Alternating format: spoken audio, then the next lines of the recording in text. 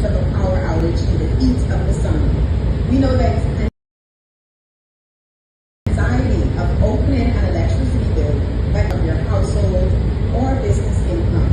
I acknowledge that for too long, the cost of doing business and the cost of living in the Bahamas has been inflated by an energy sector that was stuck in the 20th century.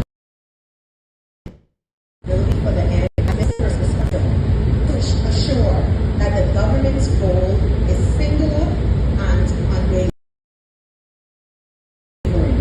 Reliability and of LNG terminal will help us to ensure that when you flip a switch, the light comes on every time. It will ensure that our hotels, our hospitals, and our schools can operate without fear of interruption.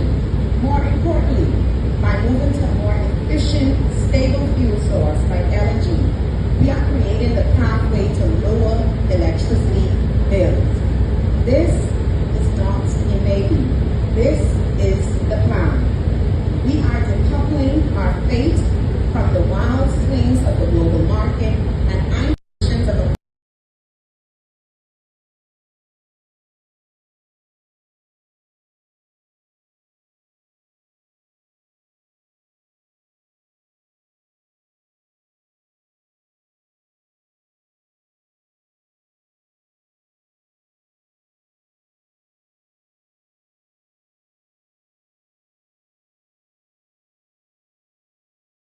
Well, a major move to secure financing for the country's first liquefied natural gas public-private partnership with Focal Holdings Limited. Our Devontae Hanna has the details in this report tonight.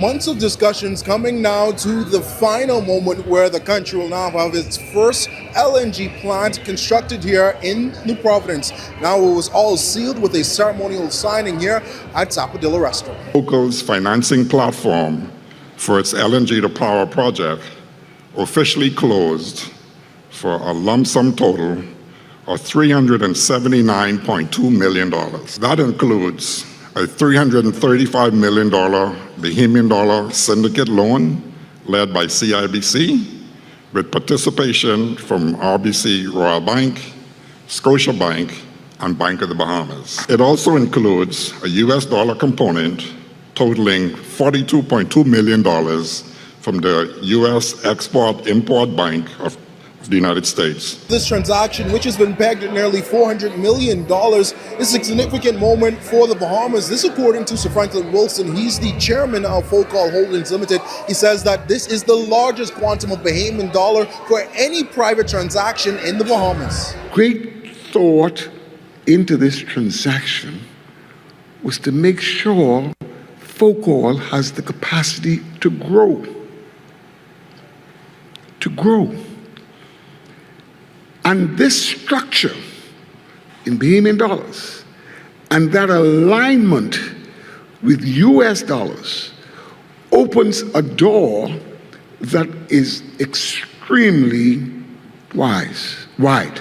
Now, a major campaign promise for the Davis administration within the last general election was to ease the burden on the Bahamian pockets. Now, Energy Minister JoBeth Colby Davis says with this introduction of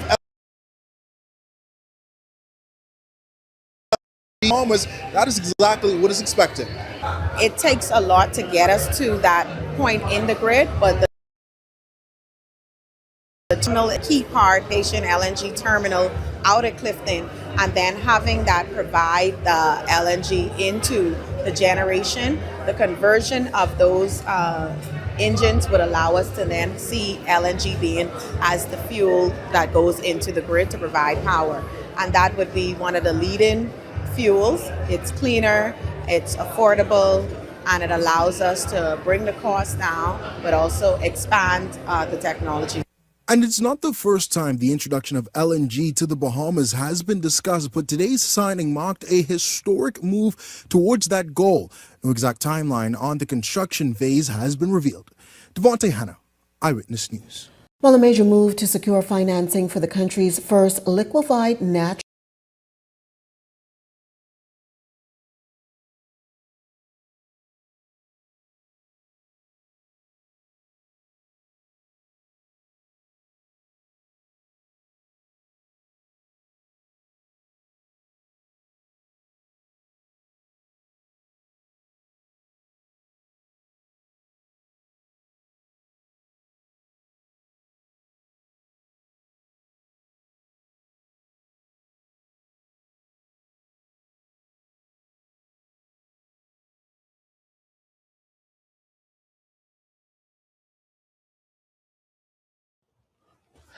Ladies and gentlemen, we are live and we want to thank you so much for being here. As always, spending your Sunday evenings with us, learning exactly what is going on in our Bahamas. And of course, educating yourselves, educating your family, and being a part of this movement, being a part of making sure the Bahamians know what's going on in our country, being a part of a new mindset for Bahamians. And of course, today we have a few things that we have to educate the Bahamian people on, a few interesting things to educate the Bahamian people on. And I'm sure you've seen the title that they've put up for this video. The titles, the topics, they're serious topics. And right now we have to keep informing the Bahamian people. Some people ask, why are we doing this? Why are you constantly going out there and talking about this stuff? It's because Bahamians don't just have a right to know, they need to know. Our politicians refuse to give us the Freedom of Information Act. And so we have to be the Freedom of Information Act. We have to put ourselves out there and take the risk and be on the front line in order for Bahamians to know what's going on in their country. Otherwise, it's going to be press conferences where they really say nothing and deceive the Bahamian public, or it's going to be more of these stories and deceptions where the media doesn't go hard into them. The media doesn't pay close attention to what is really going on.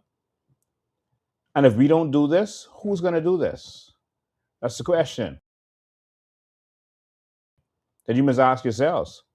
If we don't do this, someone asked me the question, why are you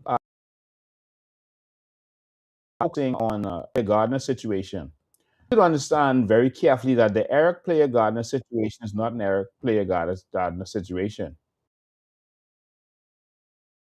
Situation about corruption in our country, embedded, devastating corruption in our country. We don't care about Eric Gardner and his personal life. We don't care about his person come before us. But we care about in our country. We care about what our taxpayer dollars is doing. That concerns us. If it's money laundering that's being done with our taxpayer dollars, we are concerned with that. If buildings are being built and rented to drug dealers, we have to be concerned with that as a people. How could we not want to discuss that? How could that not be an important issue in any nation?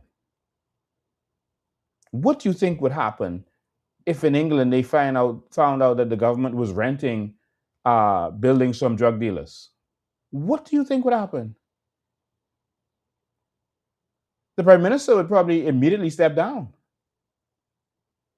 Definitely the minister of finance would step down.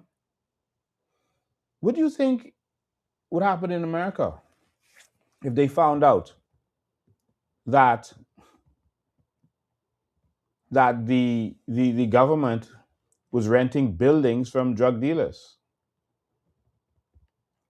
And the thing is not to say that negative stuff or bad stuff doesn't happen in these countries too, you know. But I can tell you one thing.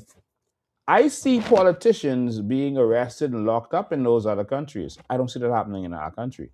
Not while they're in power. I see accountability in those other countries. I don't see that happening in our country. And that's why we have to be vigilant as a people to ensure that our country doesn't go to the dogs. And so are we going to talk about this? Yes, we're going to talk about this. And if you think that this is for politics and you don't understand what's going on, election is over. We filed for election court on June 1st, and they are ignoring our filing. Just like the filing of the Patriots, that group that filed to deal with the citizenships, persons getting citizenships in our country without renouncing their citizenship. That's been ignored. And so Bahamians need to realize what's going on right around them. And it's their choice to wake up. But we have a job to do. And we're going to do this. We have nothing personal against Eric Blair Gardner. Don't know him. Never met him. Don't care about his personal life. But we care if the taxpayer dollar is being used to launder money for a drug operation. For there to be any Bahamian who doesn't understand that should be concerning to all Bahamians. That should be strange for any Bahamian to hear that there are persons who don't understand the seriousness of that. All right? So, for those who don't understand what that means and the seriousness of that for our country, and they don't want us talking about those persons, I'm sorry, I can't help you, because we're going to continue to do what we have to do. All right? And today we're going to talk about BPL. You'll swing again. See what's happening. The blackouts are going to slow down now. I'm going to tell you why the blackouts is happening.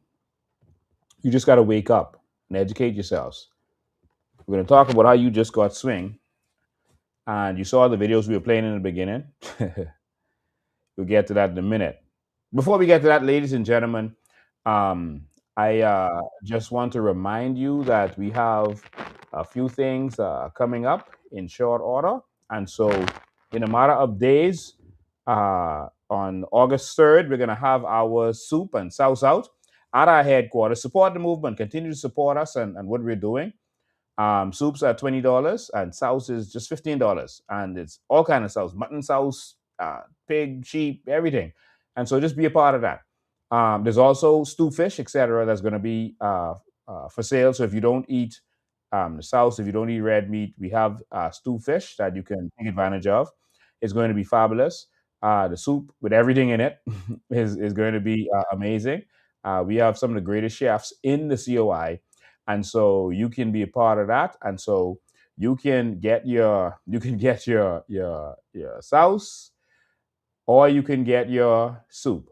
All right. And so and that's going to be on August 3rd. We start at 7 a.m. in the morning. That's August Monday, by the way. So that's your holiday. So come out and support us on that day. We'll be there hanging out while supplies last, and come and get yours. Now, don't wait to get your ticket. You can get it, buy it right there, but we need you to buy your tickets ahead of time. And so you can go to our headquarters in Chippenham any day. You can Google our headquarters and it'll show you where it is. All right. So just go into Google and put Coalition of Independence headquarters or Coalition of Independence, and it'll direct you straight to our headquarters in Chippenham, okay? And so you can go right there any weekday from 9 to 5, and you can get your tickets, okay? I think it's really 10 to 5. And you can get your tickets. Just go right there and purchase your tickets. Come on now, support the movement wherever you can. If you want to donate, it's not too late. But of course, that is going to be on the 3rd of August. Now, in a couple of days from here, it's the 19th already. Wow, July is gone. In a couple of days, we're also gonna have another. We're gonna have another. We're gonna have another event, and that's of course our monthly dollar drive. And so we're gonna be under the tent on the streets right there, and so you can come and join us, be a part of what we're doing. And so you're gonna be able to be a part of our dollar drive. And so support the movement, come out, fund the movement. Some say, well, what y'all collecting money for if election is over? We have to continue. We have bills, we have headquarters, we have electricity and all these other expenses. We have staff to pay, etc. In the office. And so we got to keep going. Everything that we're doing costs money. And in order for us to keep going, in order for us to do a lot of things that we're doing, it costs. And so you need you to support the movement. It's not just about election. In fact, to be honest with you, and again, that's going to be by Arm Bailey Park, and that's on the 25th, which is Saturday coming. And so make sure you come out and be a part of what we're doing. All right. And so I'd love to see you there. I'd love to be there with you. And so please come and join us and be a part of doing what you can to transform this movement. All right. It's going to take a lot to get this done. We're the only real opposition out there, and we need your help to get this done. There are many people who say, you're going to keep going, but we can't keep going unless you help us to keep going. And so we need you to be a part of this movement and what we're doing. All right. And we can only do this with your help. And so make sure you do that. In the meantime, you can also, with the QR codes that we have, I'm putting on the screen right now, and I think it should put a text you can click on in the chat. You can support the movement. So if you're in the Bahamas, you can use this one and support the movement. Or if you're in any other country, you can use this one, GoFundMe, and you can support the movement. Of course, you can also go to our website at any time. Go to either scroll down or go to donate in the menu, and you can support the movement at any time. Use your card and be a part of the movement. And you can join up as a member and continue to support the movement. That's how we're going to get this done. That's the only way we're going to get this done. So those are the ways to support the movement. So Dollar Drive is coming up on Saturday. So just come out to Arm Bailey Park and be a part. You come sit with us and whatever you want to do.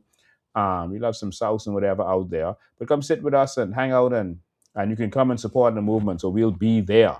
And also on August 3rd, we'll also be at our headquarters. All right. So be there with us. Also, our numbers have changed. And so if you want to get in contact with us, you can call our national headquarters at 821 for COI. That's 821-4264, which is the same as 821 for COI. All right. You can also call 821-4265. And that's if you want to become a member. All right. If you want to join up, if you have any general membership inquiries, you can call 821-4265. But also, it can reach us for any reason at 821-4264. And those are the numbers. And so someone can put them in the chat and make sure you're up to date. We're going to make sure they put them on our social media page and on our website so you know exactly what is happening at any time. All right. So looking forward to seeing all of you. Looking forward to continuing to fight this movement. It's not easy when you have an entire system that you're trying to change and that is organized against you. But we have to continue doing what we're doing, and we need your help in order to do that. All right. So thank you all so much for those persons who have been instrumental in helping us to get where we need to get to. All right. So thank you, and God bless you for that. Now, it's time to get to what we came to talk about. we got a couple of things. The first thing, this is just a little side note. We just thought it was a little entertaining and a little funny. And so we thought it would be cute to put this in here. We noticed that, you know, when the PLP got in the last time and they went to the UN right after that, they carried huge contingents with them, and everyone was there. The PM was there. Everyone was there. Some ministers were there. Um, all kind of people were there. I mean, supporters and people who support the party, who sell fruits inside the street. Everyone was there. Everyone was there. I mean, they had big contingents. I mean, it was so huge. They were traveling to the UN, and y'all remember it. I don't have to put up all the pictures and show everything they was doing, but they were traveling to the UN, and they said it was justified because they said, you know, the PM was in high demand, and that was that was entertaining to hear, because, you know. It was entertaining to hear, because when the PM was speaking, there was no one there. All right, and that was the first thing. We had big contingents there, and there were more people in their contingent probably than was sitting in the UN theater while the PM was speaking to them. And so I remember vividly those pictures. Let me. I'll put those one up. I just thought it was entertaining. Some of you might not remember. Um, some of you might not remember those pics. I'm gonna pull them up for you because it really was entertaining to look back at them, my team. Uh, it just it's so entertaining how every time we start to do this stuff, how everything starts to freeze up. Yeah, everything is frozen. Everything's locked down all of a sudden. But okay, I'll just pull this up.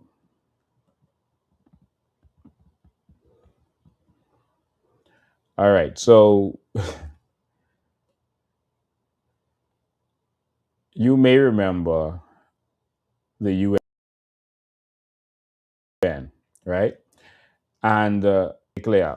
I know they said the PLP ducked the UN, but the fact of the matter is, it really was that the PLP sent Lisa ramming, whereas they normally have huge contingents going to these stuff. This time it was just Lisa ramming by herself, going to the UN. And so when we saw that, we were like, well, what's going on here? We're on day 2 at the United Nations, New York. A high-level meeting. Our panel discussions are about to start. And so, as you can see, global behind me, right? All nations. So she's proud. She said, as you can see, there's a ball behind her, global. And so she is so proud. And so Lisa Ramming went, and you saw Stephen Dean, the former police officer, and a couple other people was there. But it's like, what happened to the big contingent? What happened to all the MPs traveling for every reason? Now, you know, that's entertaining. Let me wake you up and remind you about, where is this?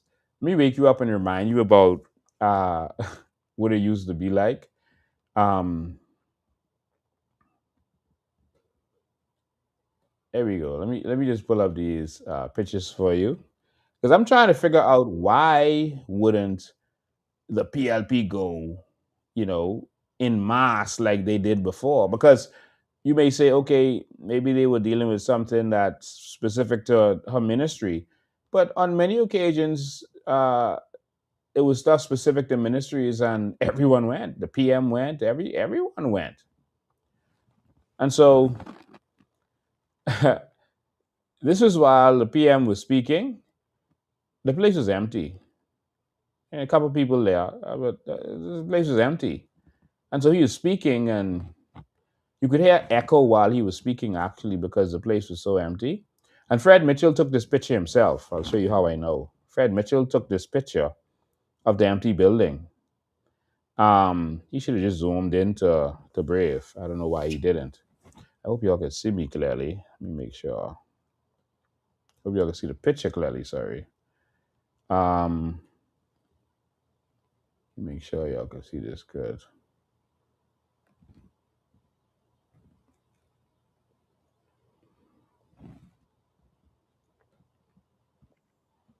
Okay, let me put it on the bigger one. Good. Now y'all can see good. All right. Perfect. All right. Just wanted to make sure y'all can see properly. All right. So that's what Fred Mitchell did. Let me just scroll through a bunch of pics. See if I could. Okay. So here is when Fred Mitchell did his left. That's the Bahamian contingent right there. So there's a bunch of them sitting in the corner. No one looks like they want to be here. That's concerning to me. Look at everyone. Like this one has his head down. A couple of them have their head down. A couple of them looking in every other direction other than at the PM. This is this is concerning to me, to be honest with you. Like no one checking, literally. Like they just listen. We just want to hurry up, leave here because we got to go to the club and spend money tonight. Here's the contingent again. They look disengaged, like they really, really don't want to be here. And this is while the PM is speaking. Sorry, I gotta shuffle through these to get to where I wanted to get to. Okay, now hold on. Oops, stop sharing. All right, so let me. I just thought it was entertaining to see that where the people literally wasn't checking, and if you there was a picture there with Fred Mitchell, where you could see that. Okay, let me pull it up for you.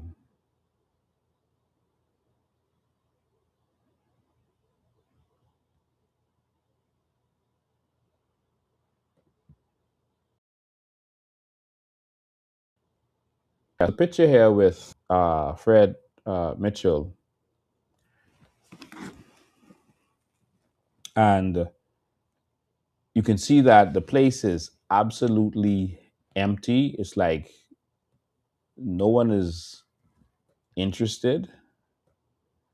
Right. So this one, as you can see, there's some more of the Bahamian contingent, and Maserota is there.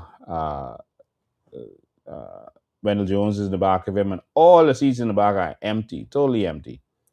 And you can see Fred took the picture because you can see he was in that position. All right. So it's entertaining to say the least. All right. And as you can see, back in those days, they was traveling, man. They was living their best life. Traveling. I'm gonna get to some other stuff in here for y'all in a minute. But they was living their best life, traveling, and of course, there's a bunch of pictures with them, but we won't go into that. So, how did it all of a sudden the members of parliament and the prime minister, etc., have no interest in going to the UN? All of a sudden, I was going to play a video with PM talking and Fred Mitchell talking. You know what? I want to play those videos because I want you to hear when they took those big contingents. I want you all to hear this. I want you all to hear what they was talking about because Bahamians forget. I want you to see what the topic of their discussion was at the UN. I'm going to do business contingents. Listen carefully.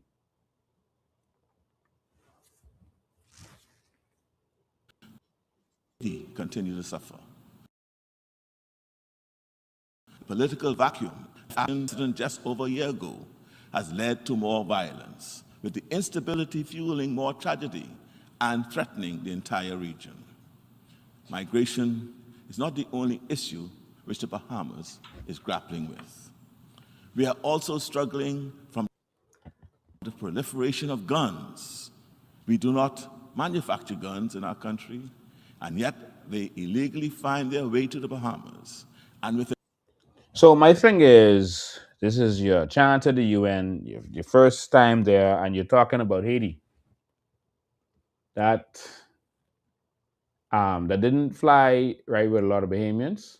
But of course, we put them back, so we must be like it. Um, so his conversations with Haiti, and then the guns, which actually come from Haiti. Most of it, doesn't come from straight from Haiti. Here's what Fred had to say.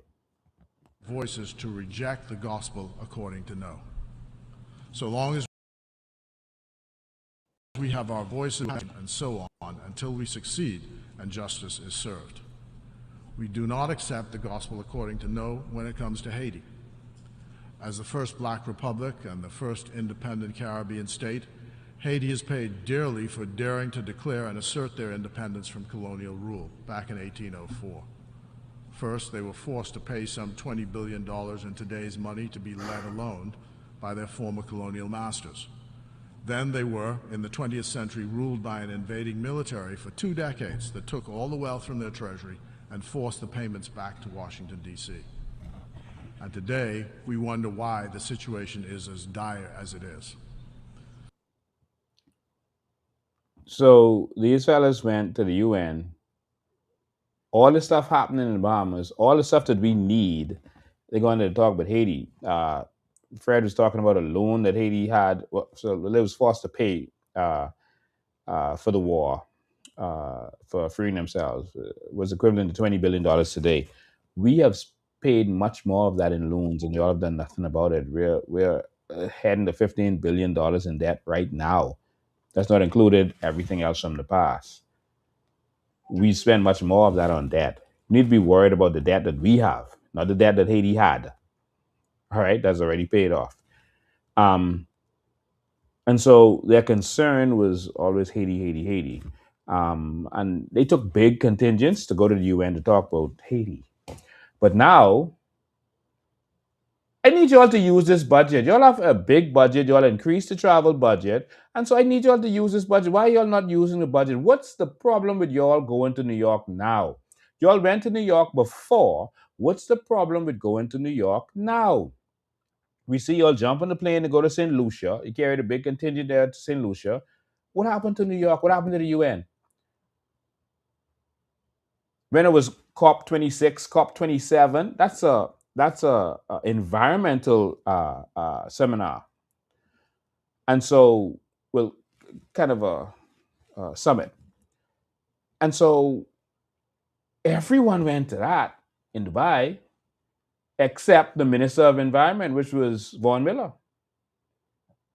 So why didn't you send the minister responsible for that instead of spending all that money on tickets? Now all of a sudden, no one want to go to New York. We need some of y'all to go to New York, please. We need some of y'all to go to New York. Why have the budget if you're not spending it? So, listen, it's not over. It's not finished yet, as far as I know. Some of y'all go keep Lisa Ramming company, please. Please. All right? Please keep Lisa Ramming company. Someone says 50 views, things bad. That's probably a PLP, that's the average. They don't understand these complex stuff. Wherever you're watching it has different amounts of views. All right, we got 10,000 people watching this right now, 10,090 all over the world right now. They don't know that if they watch it on Bahamian Evolution Facebook, it could have 50. If they watch it on Coalition of Independence, it could have 200. If they watch it on my own, it could have 700, 800. If they watch it on YouTube, where I think most of the people watching it right now, it'll have different numbers. Yep, big numbers on YouTube.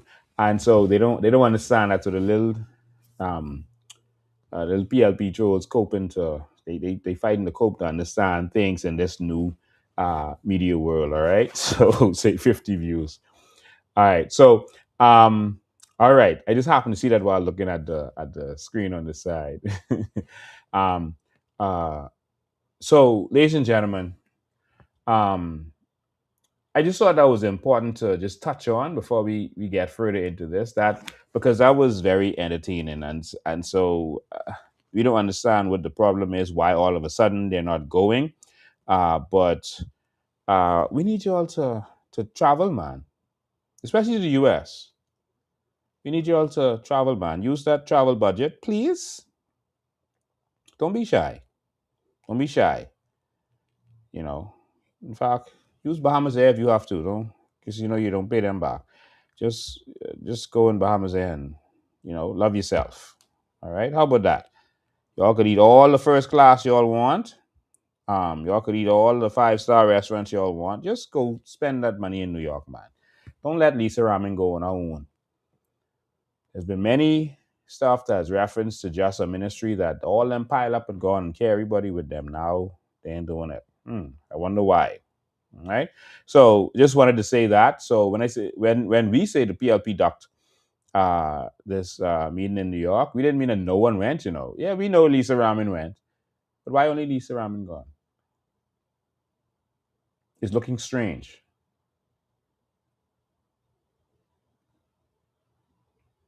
Why you ain't traveling? You all straight, man? You all good? You know I'm gonna bother you all. Don't be scared. Don't be care, y'all. This y'all good. Just jump in the plane and go, man. Don't be scared. Don't be scared of them, man. Y'all have diplomatic community, remember? Scared of. So after talking about that, I want to just update you on this. I wanted to do a whole outline with Eric Gardner from the beginning to now because there's some people who just started listening to us. They haven't watched all of these series to show all of the corruption that's going on. But I think I'm not gonna do that today. I wanted to start doing it. I just wanted to remind you though that um, based on our investigations, we don't see where Eric Gardner is paying real property tax for his buildings or all of his buildings, and that's concerning because his lawyer, Alicia Bo, is the person who is responsible for when your building gets taken. She deals with that. That's concerning. With his ties to government, that's concerning. We showed you a building that we checked out on Soldier Road, and that yellow building that used to have flowers and VIP, almost by NCA. How are you? How did you evaluate taxes for all the buildings around it, but not that building? How is that possible? How is the drug dealer's building that's been there for so long the only building that they didn't touch? Understand? How is that? And now they're trying to sell it. How are you going to sell that without dealing with the real property tax? I don't know. How are you going to do that? It might be something I don't understand. So maybe if someone could explain that to me, that's important. I mean, what kind of power do you have when you're a drug dealer in this country? Someone please explain that to me. We've shown you the building. We've shown you where I think Bahamas Realty is advertising it for $900,000. That's a discount down from I think 1.4 million or something. I think. But how could Bahamas Realty? I mean, that is a reputable company.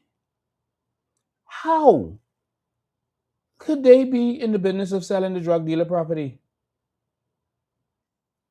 How is that? I just want everyone to know that the authorities know all of Eric Gardner's property already. The search is done. And so if you buy any of his properties, you are participating in money laundering. They come in for his properties. So if he tries to sell any property right now while he's in jail and he's already been served with an indictment that says that they come in for his properties and you help him by buying it, don't think you could cry ignorance. If you help him by selling it, Don't think you could cry ignorance. I'm trying to help you.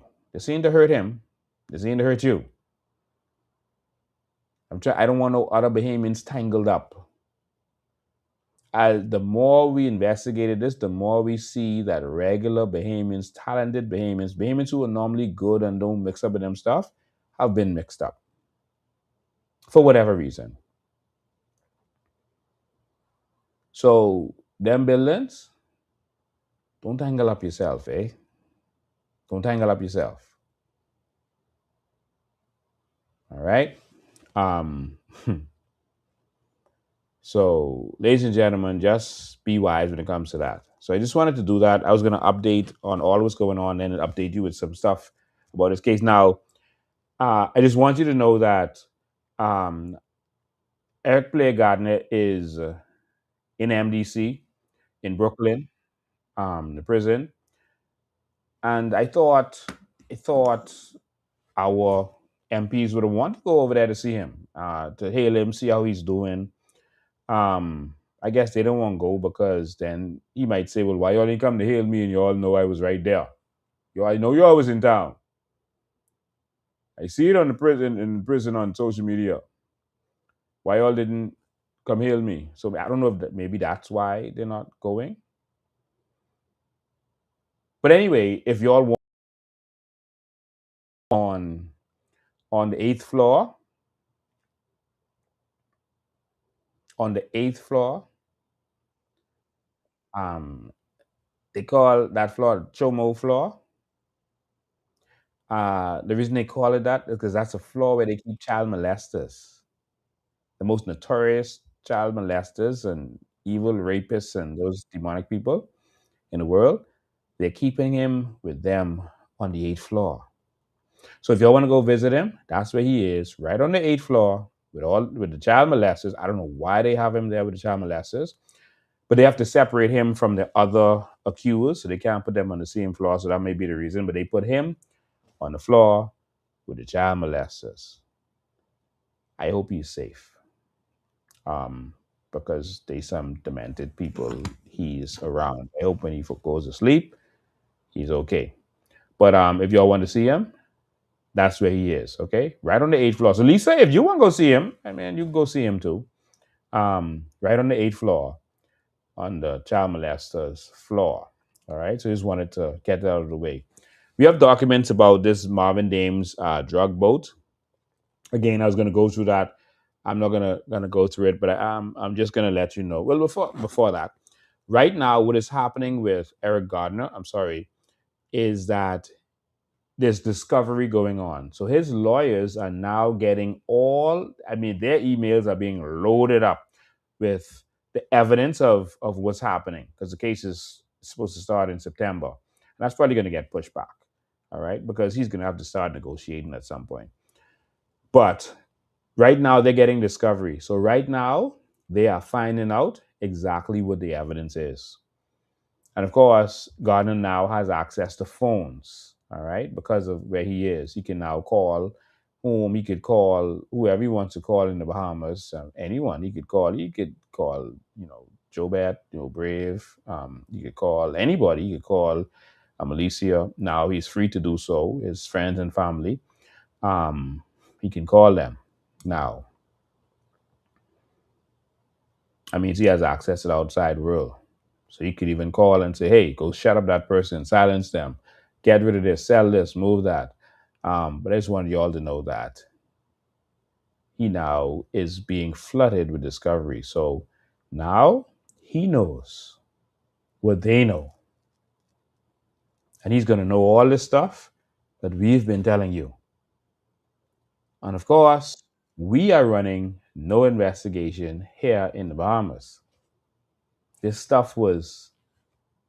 drugs was run from the Bahamas, but no investigation here. I wonder why. Okay, so just want to get it out of the way. Now, the Marvin Davis both thing, we have the documents, the court documents and all that. A plea change happened, and so now no one else is going to get involved. They talked about seizures of everything involved with it. So the boat should be seized, but we are hearing that it might not. We're looking to see what's going on with that, to see whether Marvin Ames' boat was seized or not. But according to the documents, he's supposed to cooperate. Again, we have all these documents, but I don't want to go through all of that. I want to talk with BPL today and then take your calls. So Marvin Dames is off the because the fella said that he is doing it on his own. All right. So now Marvin Dames won't be implicated in that, just to update you with that. But he could lose his boat. He could, as well as he may not. All right. So that's the situation there. So instead of reading through all that, I'm just going to leave that there. Now, it's time to talk about the blackouts. It's serious, y'all. It's serious. Firstly, I want to talk about the fact that the blackouts started happening all of a sudden. And I want you to understand something. Those blackouts did not happen out of nowhere. I don't believe in any lightning strike.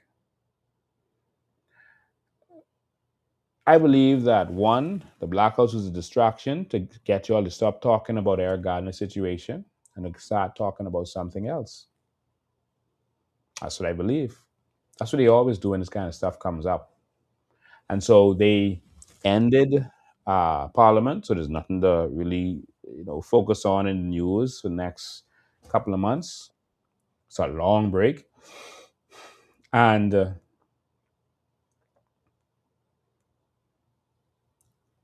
they got you talking about some other stuff. To distract you, they even got two of their MPs rowing in the most nonsensical, well, not two of their MPs, but they got one of their MPs to speak out against it. So now everyone is going to talk about that, and no one's going to talk about this Eric Gardner situation, which is a serious situation in our country. It's a distraction to get you to stop talking about it, all right?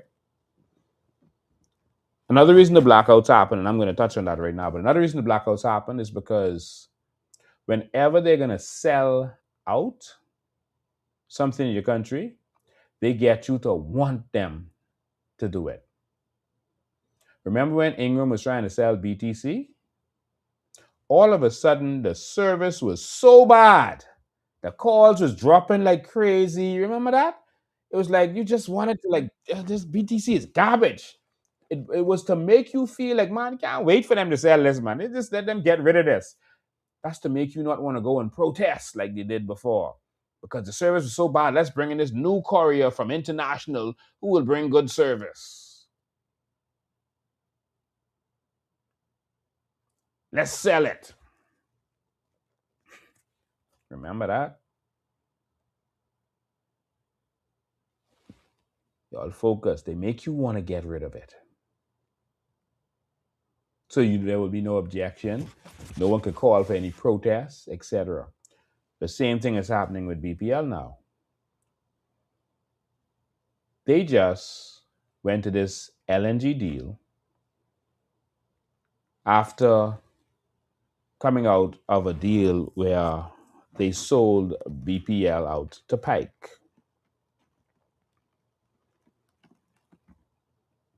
Pike, I've shown you documentation where Pike was not one of the bigger electricity companies. They were one of the small fries. The acquisition of BPL pumped their company up.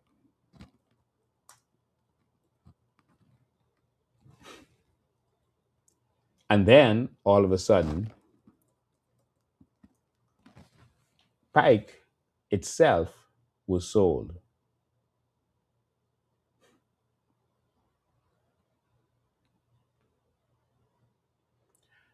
In December 2025, investment firm TPG and Lacasse acquired a majority interest in Pike Corporation. It was sold for $5 billion.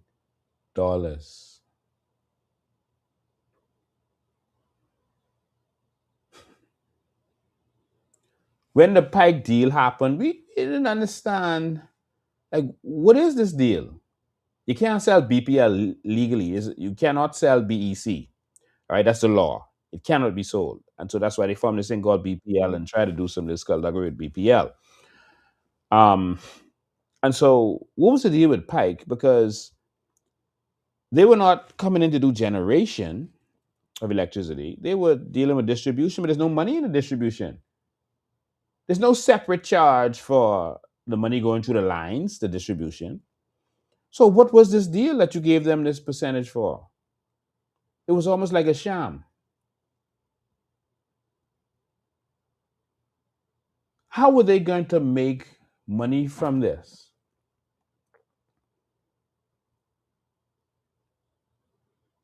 Because distribution, money is not made from that. Money is made from the generation. So where was the and so it was so confusing. But of course, as you see, and I showed you the documentation, you could Google it yourself. For the sake of time, Pike was sold, and the value of the deal was $5 billion, right in front of y'all face. I hope you understand the seriousness of what I just said.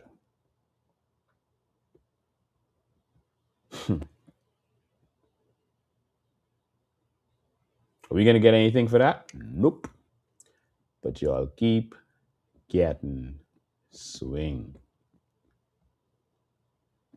We were getting started. We showed you the picture of Frankie Wilson holding up this card.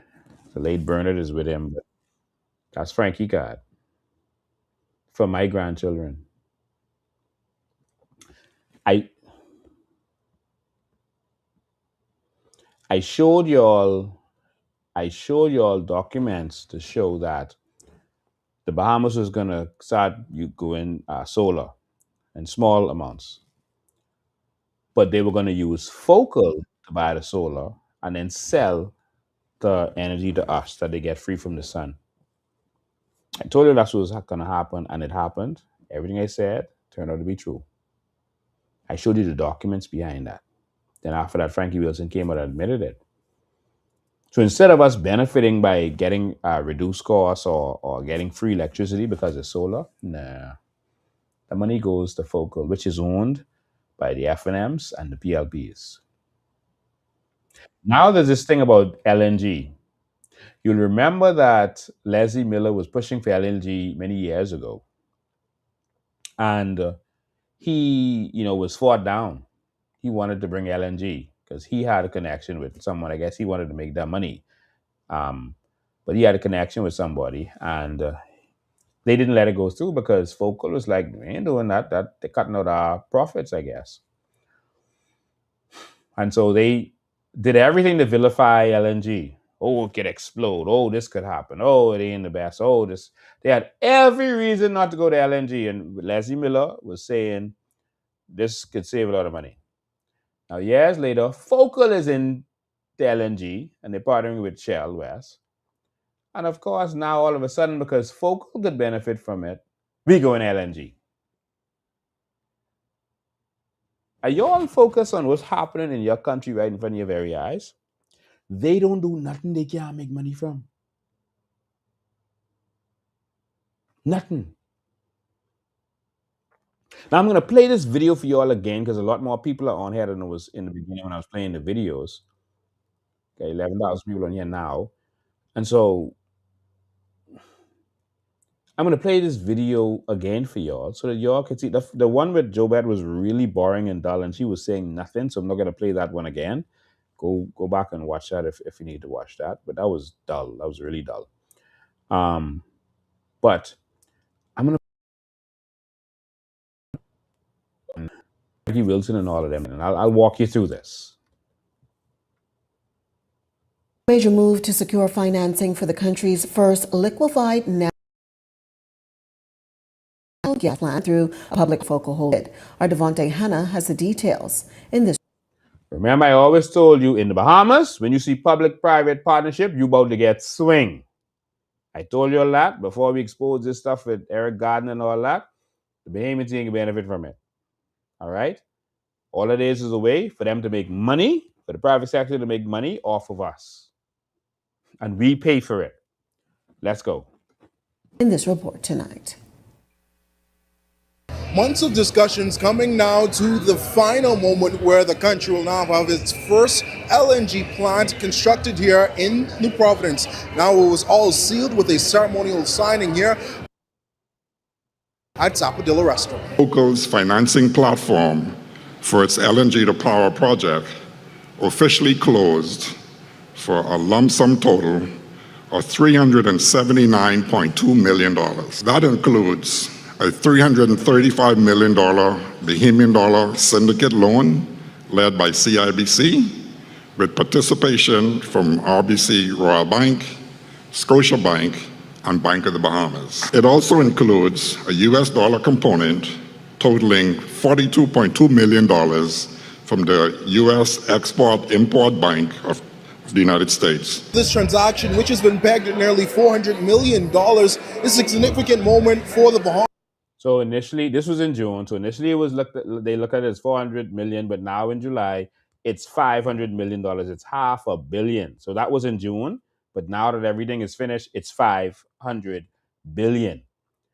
And you heard Dr. Minnis talk about that. Dr. Minnis said when they were considering the LNG deal, it was 215 million for the same thing. So, well, for more actually, but so they don't know how this got inflated so much all of a sudden. And so that was Minnis' take on it, and he's actually right. It really inflated a lot from the original documents I saw when the F&M was looking at it. Of course, Minnis can't talk because he did nothing. All right, the F&M did nothing. Don't say you was considering it, you was talking about it, you was doing it, but the election came. What are you talking about? You called the election. And so y'all have no right to get in this conversation. But thanks for the information. Yes, this is more than double. And of course, that happens. This according to Sir Franklin Wilson. He's the chairman of Focal Holdings Limited. He says that this is the largest quantum of Bahamian dollar for any private transaction in the Bahamas. Great thought into this transaction was to make sure Focal has the capacity to grow. To grow. Did you hear what he just said? The purpose of this PPP, nothing to do with the Bahamian people, nothing to do with the Bahamas, BPL. The purpose of this whole thing was for Focal to grow. Y'all listening? Who could benefit from this? Because y'all stay tuned. We got to talk about this. He said it with his own mouth. See, back in the day, they used to hide this stuff. They wouldn't outright say stuff like this. But now they feel that they're so untouchable that they could just, when election come, and throw a couple dollars on the ground. They could throw $50 million on the ground and then sign a big $500 million deal in which they're going to make billions of dollars. So throw that money on the ground during an election. We could take it right back from them. I'm about to get to that in a minute. But you heard him say it with his own mouth. The purpose of this was about Focal and for Focal to grow.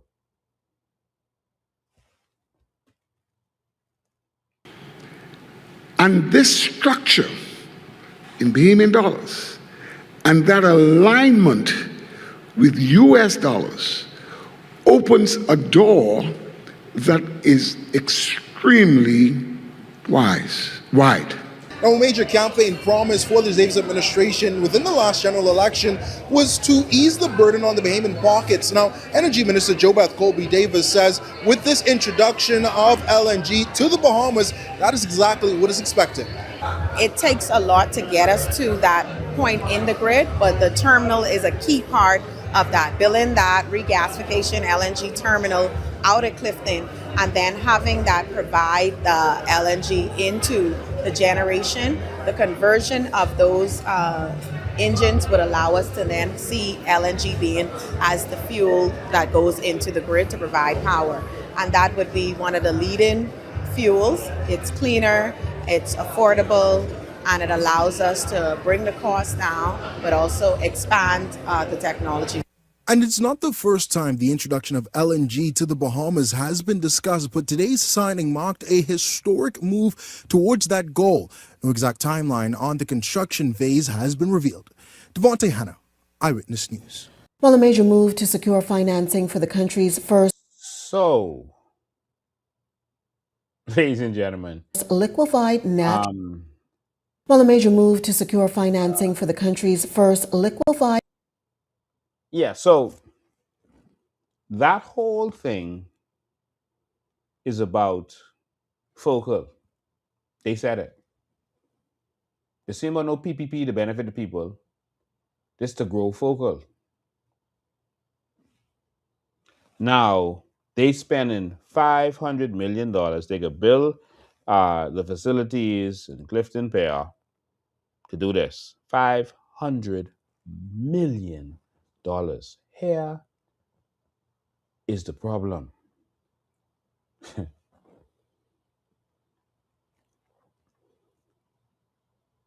They could have spent $500 million.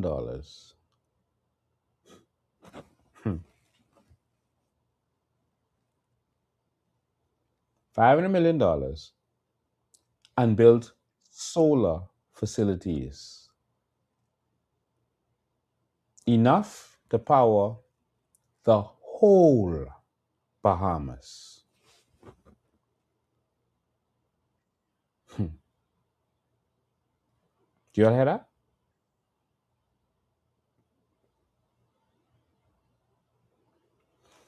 For about half of what they're spending, based on the estimates they did, because Grand Bahama Power, they were saying that they were going to do solar plant for 1.3 something million dollars per megawatt, something around there. Let me get your exact numbers so people don't freak out. Okay, in Grand Bahama, it was $1.58 million per megawatt. That was the project benchmark they did. And of course, in Nassau, they said it was going to be $3 per megawatt for what they were planning to do. And so we know that they inflated that for Nassau because that's double, which, come on, double. And of course, that's the funny math that they do in politics, but $1.58 million per megawatt. And so a lot could have been done. Do you understand? They could have built a more than 300, because they're talking about 170 megawatts. All right, somewhere around there, up to 170 by the end on the second phase of this whole thing. Listen, for the same investment, we could have built 317 megawatts based on their numbers.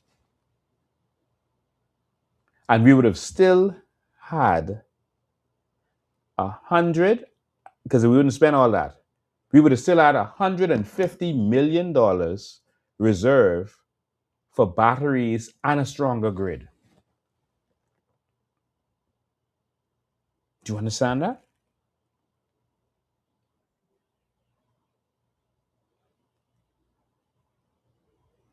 We could have doubled to 317 megawatts. We could have almost doubled what they were talking about, or doubled what they were talking about in terms of megawatts. Enough to cover the whole Bahamas. And still have change left over to change your whole grid in the whole country and have batteries so that at night you still have power. And guess where the savings is? Guess where it is? Now you don't have to pay for fuel. The $30 million per month plus that they spend on fuel, because it is increased now, the normal $30 million per month they spend on fuel is much more now because the fuel price went up.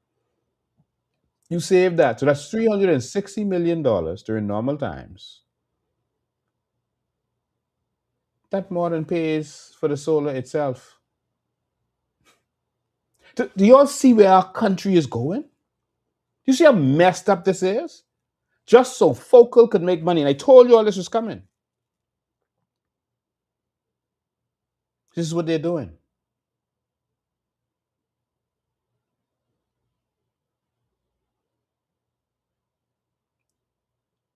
Going to LNG, you still have a fuel bill.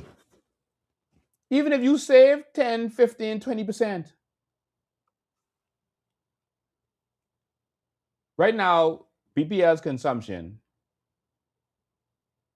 based on their policy since 2021, they're using 60% light fuel, 30% heavy fuel, and 10% propane. That's what they're using right now. All right? The generation costs 12 to 15 cents per kilowatt hour. I'm reading from a study we put together. They're renting, so the rented Agreco 80 units had average variable cost of approximately 21 cents per kilowatt hour. So why are you renting? Oh, Lord. If you could do it for 12 cents, why rent and pay 21 cents? Just to get money to Focal Lemming. Because Focal is now using their engines to generate power, and they're already making money from this. Now, the LNG is going to go in their engines as they build this new thing. Listen, it's crazy, man. It's crazy. So they're just going to send a little bit of dollars.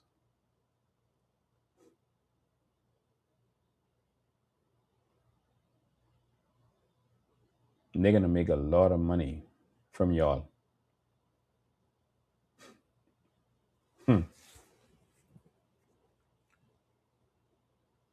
Even with a profit-based situation, the solar is probably going to cost them 3 cents when you consider what it costs on any maintenance, etc.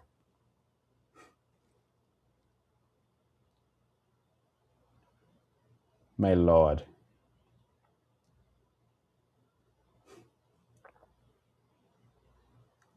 The annual savings is staggering from going solar.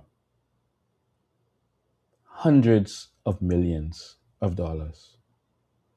But they don't want that. They want you all suffering. They want to have these generators that break down so they can make money buying the parts. They want to have these generators so they can keep buying fuel. So they keep getting money. Solar is free.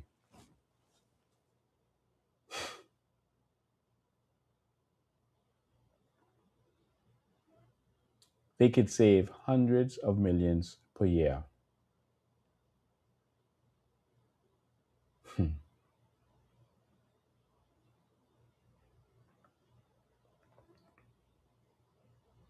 Hundreds of millions. But no, they just want to make this money.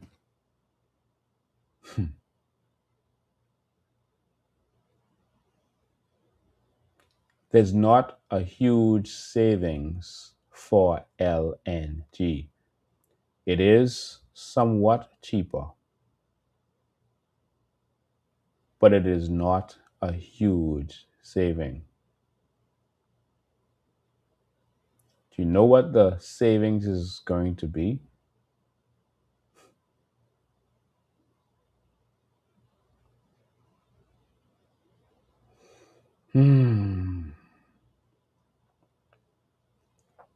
Someone guess. Guess what the savings is going to be. LNG is about $8.03 per cubic feet. And I know that's something different because it's not gallons or whatever, so it's hard to understand. That's in the US, I didn't hear. So for us, that'll be double or triple. All right? So guess what the savings is going to be when we go to LNG. Y'all sitting now?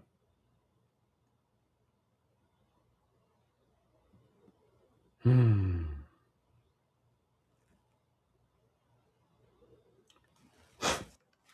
savings is 1.5 cents to 4.5 cents per kilowatt hour based on the calculations versus the HFO, heavy fuel. So all this bragging and jumping up and down, they ain't giving you all no numbers, you know. The savings is about 1.5 cents to 4.5 cents. And guess what? You know that savings ain't coming to you. That's for their profit because it's about Focal, not about you. So if the savings is 1.5 cents to 4.5 cents based on US prices, because we don't have the prices here yet, but based on this research, it's based on US prices. What? Because when y'all was rowing Leslie Miller, y'all said the savings wasn't enough to take the risks to go into it. But now, of course, y'all change your whole mindset.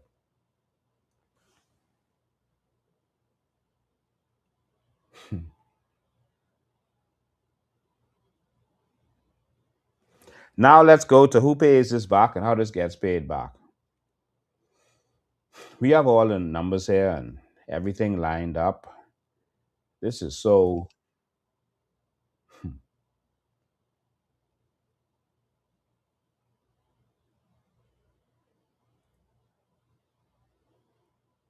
The government projected $50 million in fuel savings. Remember, right now, well, the normal price was $360 million per year. Now fuel has gone up. I didn't calculate what it is now that they're spending. So that $50 million is nothing. And that's just what they say, and we don't believe nothing they say anyway. All right? But who's going to pay for this $369.2 million amortized over 20 years, we assume, at 6 to 8%? That would require approximately $32 to $38 million in debt service. But it's really $500 million is being spent now. And so that's $44 to $51 million annually just in debt service. So there will be no savings. So I want you to understand that. We put these numbers together for you. And so there's a reason why lower fuel prices may not produce equally lower bills.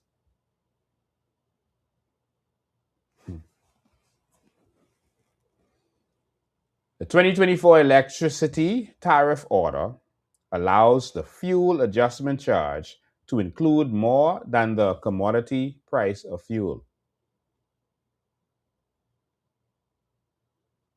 They are allowed the following: terminal or throughput fees, bank and foreign exchange fees connected with fuel payments, variable fuel costs under independent power producers agreements, fuel hedging costs, demurrage, testing and inspection fees, interest. So they're allowed to put all these stuff, adjust a lot of things so that they can joke you with the price. That's the first thing. The next thing is that saving is going to go to their profit, not to the people. And so what's really going to happen is, as always has happened, let me break this down for you while you're focused on this.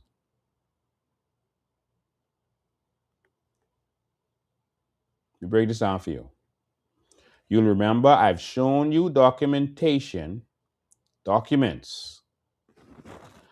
Still have them here. If you're during the calling period, you want more, I can do that.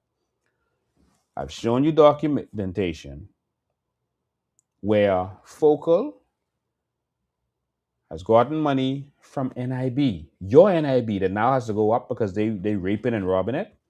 Focal has gotten money from NIB used to buy the fuel from Shell West. So that's you already give them the money to buy the fuel. So they ain't spend their own money.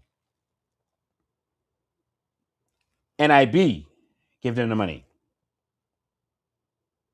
as investment. So it's no loan. It ain't something they gotta pay back. NIB give Focal the money. They buy the fuel from Shell West. And guess what? BPL now has to buy the fuel from Focal. But guess where they get the money from to buy the fuel from Focal? Remember, Focal's already got money from NIB to buy the fuel. Now, BPL gets the money from NIB as a loan to buy the fuel from Focal. So we provided the money twice. Us, our NIB money, for the same fuel. You say, why is the fuel surcharge so high? And then guess what we get? We get charged a fuel surcharge for them to pay it back. Different from your BEC bill. This how you get in swing. So they did the fuel surcharge and say, oh, it was just to pay the legacy debt and it's gonna go right away. That's what Perry Christie said. He always had a way to comfort people into fooling them. And it's gonna go away. Here, just for a few years, we're gonna charge a fuel surcharge. It was a new thing at the time. And it never went away. It got higher and higher and higher to where your fuel surcharge is now more than your bill. Because that fuel surcharge goes straight to Focal, who borrowed the money, well, not borrowed, but who got the money from us to buy that fuel in the first place. And BPL got the money from us to buy it from Focal. Yeah.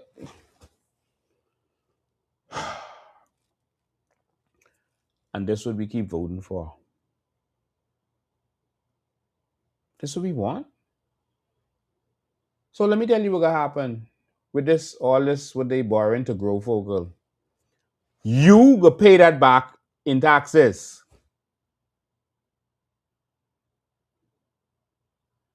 So even if the difference in the cost with LNG versus the fuel they're using now wasn't 1.5 cents to 4.5 cents, even if you got a savings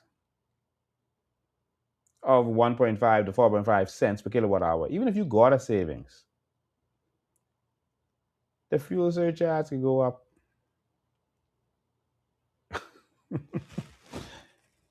In fact, they don't anticipate that because they're already set in place where the fuel surcharge goes up constantly on a scale. They'll already swing the Bahamian people.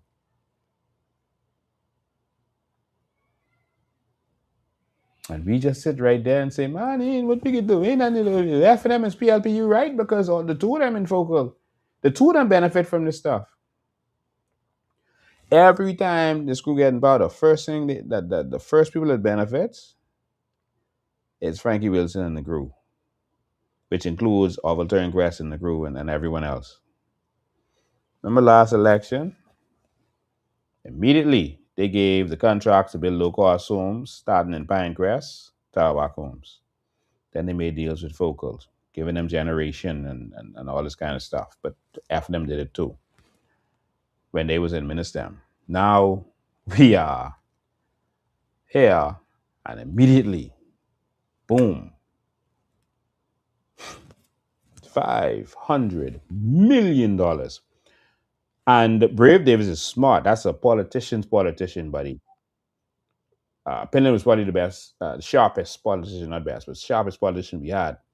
Ingram was a shrewd politician too, but Brave Davis is a shrewd politician on another level, and he's underestimated. He's the one who shouldn't have won because people, had all this negative stuff to say, but he won anyway. Um, he was not in the good books with America, so what he did, he hired Roger Stone, who was Trump's people, and now this LNG deal is going through. America is going to have some benefits from it, and so one of the reasons the deal is made is to make sure that they suck up to America and make sure America is making some money from them. So maybe they wouldn't put any pressure as it relates to this Eric Gardner situation. Yo, let's make money, man. You could lock us up, or we could make money. That's how it looks like they're trying to do. What you gonna do? You gonna put Pintard there? Or you gonna Lincoln them win? When they was campaigning on Safe It Brave, he wasn't talking to y'all. He was talking to America. So now he's saying, okay, you see, we ain't gonna work with China no more. We can work with y'all. We can find ways to pump money into America. And so y'all, please don't lock us up. That's what's happening behind the scenes, in my opinion.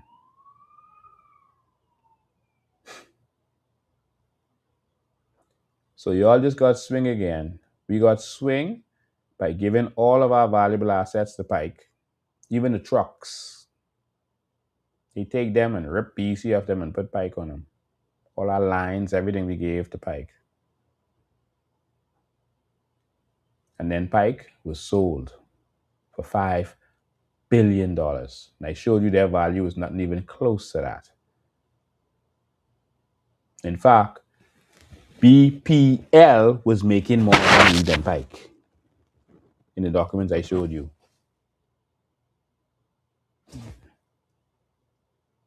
BPL should have been sold for $5 billion. If you could sell it, I mean. I wouldn't sell that. But we keep getting swing over and over and over.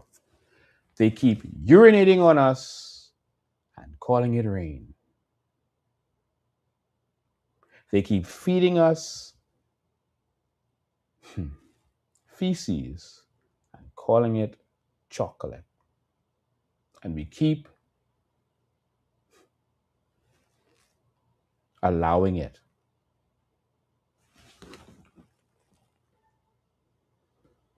And we keep allowing it. Farmers, when are we going to wake up? When are we going to wake up?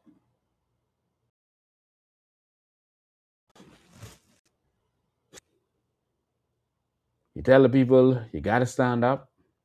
You got to fight this. They don't want to risk their good job. They ain't coming out. They ain't coming out to get locked up. So you have to pay. So when your electricity is going the way it's going, and you're suffering in the hot sun, in the heat, and mosquitoes eating you alive, and your baby crying because they're hot, and you trying to survive with menopause, or your Grammy medicine is in the fridge being destroyed, you allowed that. The reason to stand up is so that you and your loved ones don't suffer.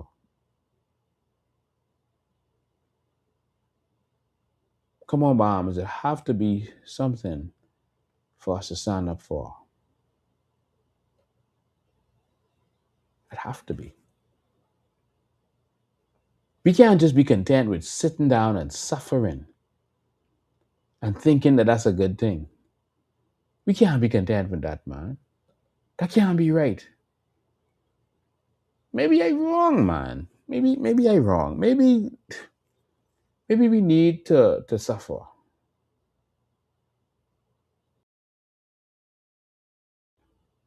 in order to get it right.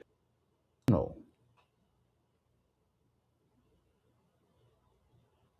Maybe just want to see our MPs do good and us do bad. Maybe that's the case. Maybe it just be their best life and you suffering. Maybe.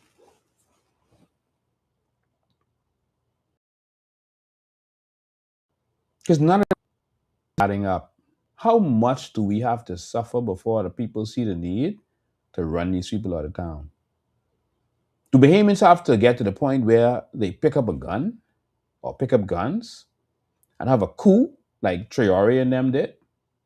Is that what needs to happen? Because the brave of us need to just stand up and have a coup d'etat so we don't have to suffer because some people take $50 or $200 to vote for the same people who making us suffer? I mean, what has to happen in this country? Where do we need to go?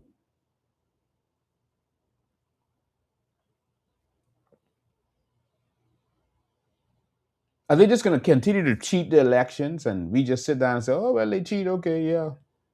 Everywhere I go, even big lawyers, small lawyers, regular people, business people saying, Lincoln, they cheated you. Okay, so we do what is right. We filed for election court and we're being ignored. So when the law of man fails you, what do? The principle is you go to the law of the jungle. Hold one sec, caller. I'll be right with you. So as a country, we need to decide what is going to happen from here on in. We need to decide.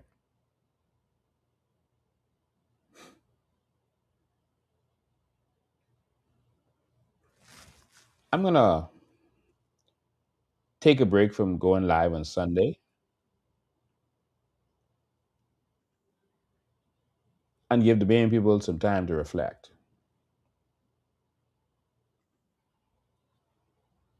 I'm going to spend some time with my family. Maybe spend some time going to church because I haven't been able to go to church because I'm preparing for my live every Sunday. I went to church this morning. That felt like heaven. I went to Revolution Church this morning. It was fabulous. I felt at home.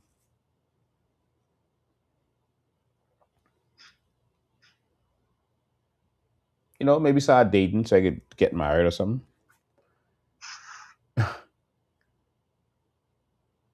But our country is broken. And we got to decide what we could do for our country. When I come back, we got to make a decision. I'm going to spend the summer with my children.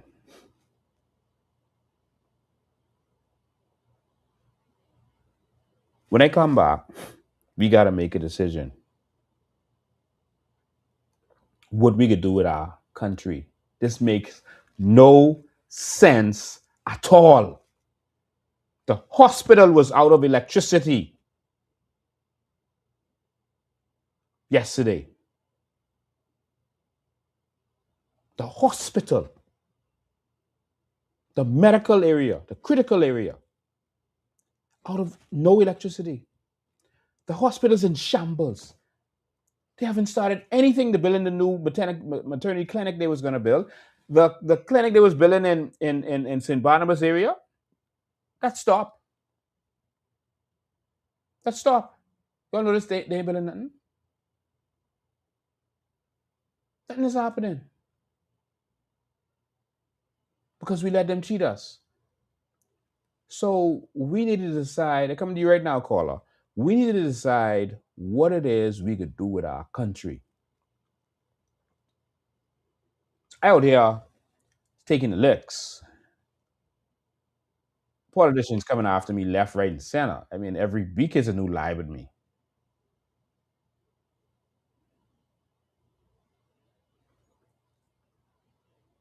I don't mind taking the licks for this nation, but to be educated about the facts and still allow it to continue. How did the teachers protest before election? The leader of the teachers union hold up the prime minister hand when he did nothing. And then the next day he come and put his hand in her face like that. I mean, that's wrong. And then the teachers still let the PLP get in? The teachers let that happen? The police got their insurance taken from them. Police are wearing hand-me-down uniforms. Hand-me-down. From officers that died or left the force. Did the officers let them get back in power? What's happening to our country?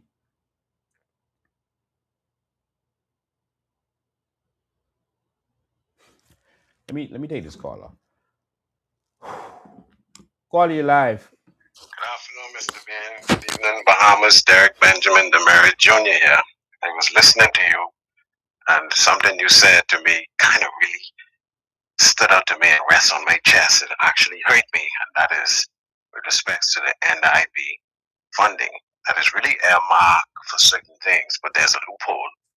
I think with respect to Section 10 that allows them to invest money, but there's really no return on the investment. So we putting money there, and Because we when it's time for loosened. the return, they just loop it. And they say, okay, keep it. The thing about it is, when I consider greed, the Bible talks about greed, and Mark and Luke and Jesus talk about greed, but greed will destroy a whole country. You understand, right? At the end of the day, these people want everything they see. You understand? They really don't need it. You see, greed is when you want more than you need at the expense of everyone else. You understand, right? Greed is the mismanagement of other people's resources for personal benefit. You understand? And so, with respect to what is taking place um, in the Commonwealth of the Bahamas is really, really, really, really a burden. You understand? Because it don't have to be this way. And you talk about taking a break and different things like that, and that's probably necessary, but I want to say don't get weary and well doing. You understand? Right? But at the same time, it comes a time in your life when you should take a break. You understand? A breather. You understand? So that you could be renewed. You understand? And like you say, you have other things. You have your children. You might want to start dating. You might want to start doing other things. And then, but when you come back, you understand? You really, really have to make a decision with respects to how we really go focus on this thing and deal with this thing, because it is sad to know concerning the LNG situation um, that they are, in my view, Bahamas, pushing back on solar and battery, right? They are delaying the process, okay? And so you're now dealing with you get the gas. You understand? They say natural gas and all that right there. But at the same time, they locking us in for so long, right? Let's just say, okay, they use beautiful language and say, okay, the LLG glass is a bridge to solar. You understand? And battery, right? But what you locking me in for 20 years for? You understand, right? If you lock me in for 5 years or whatever the case may be, okay, fine. But now, apart from that, you're going to invest what, $500 million with respect to all these different contracts and different things and the framework and the infrastructure and the this and the that and all that going on. But like you said, Mr. Bean, right, very wisely, at the end of the day, that money could be invested with respects to solar and battery. Okay, and so, they ain't gonna take that long to get done, 12 to 18 months, right? We should have 30, 40% up and running and different things like that, right? So, we getting robbed, right? It's really not in our best interest. And at the end of the day, it's really about management, Bahamas. That's what this is all about. The politicians or government or a political organization is in the business of management. That's it. The COI and Lincoln Bay, they want to manage our affairs. The FNM and the P. It's about management. That's it, right? And so when they manage Bahamas, they're supposed to manage so that me and you, the public, we could benefit, not just a small group of people. You understand where you're coming from? It is still our monies, okay? You said something with respects to the police officers and things being hand me down and things like that. Boy, this is a sad time we living inside. That was funny. That's not. You cheer me up living on that. But at the end of the day, you shouldn't really laugh. But guess what? Mr. Bain, we allowing this to happen, you know. You understand where I'm coming from? Yeah. Not you specifically, you know, because you fighting and different things like that, right? But as a nation, the conditioning is real. You understand? And so, like, we condition, you know, to not see things the way it ought to be for us. You understand? It's really, really a burden, man. It is really hurting. If I be honest with the Bahamas, quite frankly, I really don't have a problem financially, you know. You understand where I'm coming from? I ain't eating off no politician, off no PLP or no EFNM and all them. They never do nothing for me, only through the grace of God. You understand where I'm coming from? And because of my ability to manage the little I have. Are you hearing me? You see? So, you know, I shouldn't even be saying nothing, really and truly, but at the same time, Mr. Bain, from a human rights perspective, you understand? I can't not say something. I got to say something because I know what it is when you need help from these people in different names. And my situation was consistent with respects to Hurricane Darn and the pandemic, and these people them will sit back and watch you die. They even ain't want to help you with your own money. That's how dangerous this little, what this is? This paradise is. Gangster paradise. You understand where I'm coming from? You see? So from a human rights perspective or activist, really, people don't know, but that's really what have me going. You understand where I'm coming from? I look at things from a human rights perspective. So you could call me a human rights activist if you want, but at the same time, that's what really motivates me. You understand where I'm coming from? And you know, it's just, it is what it is. But thank you, sir. Thank you too. I Yeah. appreciate you call. 803-5995 is the number. 803-5995 is the number. You can call. Bring this on silent. Let me get this ready for y'all. 803-5995 is the numbers. You can call in. And call in fast because I'm going to be going in a second, and there'll be no live at 5 until probably the House of Assembly opens again in September. I think maybe we will need a chance to contemplate and see what's going on. We need to decide what we can do with our country. I hear the people crying every day, man. The people don't have nowhere to live. People calling every day. They just need something. Call you live. Go ahead. Go ahead, call you live. Go ahead, caller. Yes, caller, you live. Go ahead.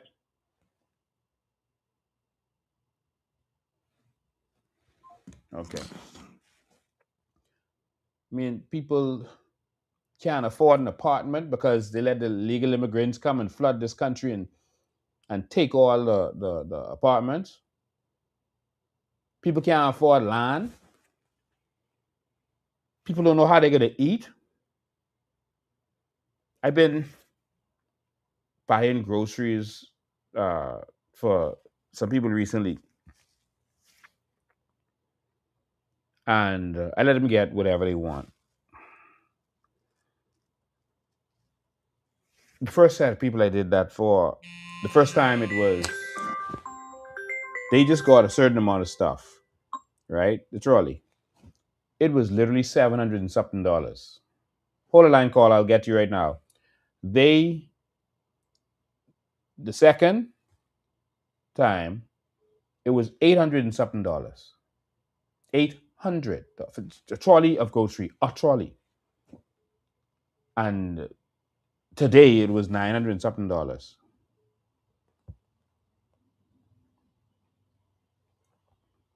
How people living in this country?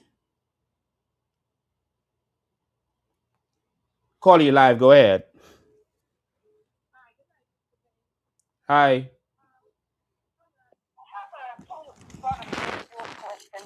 Go ahead. My name is Charlotte Rose. I live in Florida.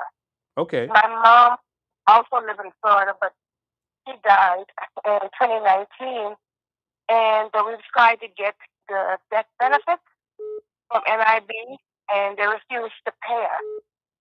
I went to Nassau twice. Not only that, they withhold her benefits from her retirement for 10 months because they said somebody made a call and said she wasn't getting it.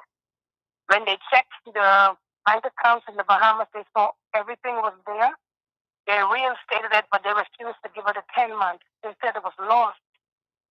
The outcome of that is they said they paid the benefits in bank and they won't show us proof, and that's it. They cut off all communication. Wow. So There's a simple solution to your problem. And I deal with calls like this every day, all day. The solution is to remove the PLP and F&M and get a government that's actually going to look out for the people and get things right. But that's easier said than done right now. Give me a call on Monday afternoon, and then I'll see how I could help you, all right? okay, at the same number. Yeah. Okay, thank you. All right. Appreciate it. All right. God bless. 803-5995 is the number. The amount of suffering going on in this country. Let me tell you something.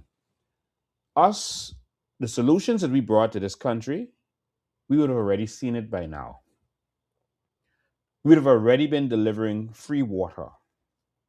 Our plan showed exactly where the money was coming from to do this. It's only $70 million to give us free water the way things is now. We were going to cut out the middlemen and bring that cost all the way down. You could never save or get a better price or be efficient with a middleman. And so we could deliver free water, we believe, for about $20 million. Less than one a brave them trip. Oh, man. Call you live. Go ahead. Go ahead, call you live. Yes. Hello. Yes. Okay. I just wanted to let Mr. Bay know that we are being encouraged by him, and that even though he may need a break, we need to unite to do something about what's going on, because everybody isn't. Okay, that's not me. Go ahead. Don't listen to your TV. Just listen to your phone. Okay, but we need to do something, because even the teachers, I don't know what teachers didn't stand up, but I know I stood up for Mr. Bain and what he stands for, because I've been his teacher, and they don't want to give us anything. But then, who are they building their lives on? If it wasn't for teachers, where would we be? Yeah. You know, it's amazing, but it's stupid. It's really, really dumb and really stupid. But where would we be without teachers? Yeah. Pay the teachers what they need. We need to live too. When children don't have food, we feed them. When they don't have clothes, we give it to them. Yes. Schools don't have air conditioned. Schools don't have this. Schools don't have that. People in government living in their highfalutin houses, and they have air conditioning all day long. What do we have? Nothing. You know, this needs to be real. Mr. Bain, be encouraged and continue to do what you're doing. Yeah, you need a break. I understand that. People seem as if they're not supporting you, but we really are. We just need a time, and you just say, let's go. Be ready. Let's go. Bye. Thank you for your call. I appreciate it. Okay. All right. Yes, some teachers came out there on the march. If enough teachers had come out to fill that square, the government would have had to bow. All you got to do is fill the square in any country. It's international law. And then the government would get the call. You have to step down. You fill the square, the police pushes back, the government pushes back to say, all y'all go home. You refuse to go home. You stay, and the government must step down. You watch it on TV all the time. How much do you have to suffer? How much do your children have to suffer? Call you live. Go ahead. Good afternoon, Mr. Bain. How Good you doing? afternoon. Good afternoon. I'm alive. I called to say a few things today. I am so sick and tired of this government and their complicitness to corruption and wrongdoing. in the House of Assembly, the Senate, and the lower house, also in the courts. You can't get nothing done. If something happens with the police, my thing is, and they're doing so much different things, and then I look at, they took the election. They didn't steal it, because when you steal something, nobody knows.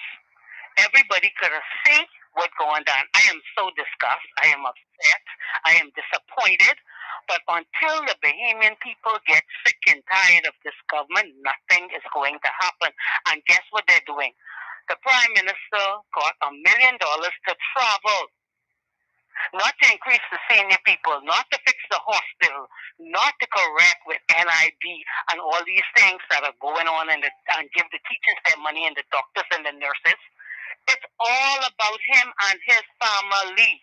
And guess what? The other MPs who scared to talk and know what's going on in Parliament, they being paid out. And guess what? He getting paid. Plus he increases travel. Plus he getting sidekicks and different businesses. And he have many other businesses and the MP too. And I see all of them in the House of Assembly dress up in their roach tail and they suit, laughing like hyenas, and people suffering and sleeping on the side of the road and they ain't got nothing to eat, and NIB ain't giving them, not NIB, social services ain't giving them nothing. They treat the Bahamian people so bad. Listen, until the Bahamian people get sick and tired and want to do something about it, ain't nothing gonna happen. They need a little more suffering. That's why I glad you say you can take a break and let them squash. All them people who was around here drinking and they was cooking food, they all going in their corner and trying to buy a little piece of grocery. You know what people doing when they go in the food store? They picking up what they need and leaving the rest. If they picking up one bag of rice and tomato paste and a piece of meat, they can't buy grocery and get 3 and 4 and 5 children. But there's the same people who was up and down shaking up on the PLP thing. That election was taken, and I am highly upset about it. And ain't nothing is being done. I got y'all on wait, and you talking about going to the court system? Listen, them people only doing what Brave tell them to do. They ain't doing nothing different. I am tired. I'm tired. Every time I go, you got to help someone with this. I start telling people, you won't call your MBA. You won't ask the MP for some money. I start doing that, Lincoln, because there's too much crap. They go on shaking up because they fix their house or cut down their tree or give them a couple dollars only gonna last for a week or two, and then they back hungry again. You hear me, Lincoln? This is going on. Yeah. Have a good vacation, yeah? Thank you. Have a good afternoon. All right. God bless you. 803-5995 is a number. Call you live. Go ahead.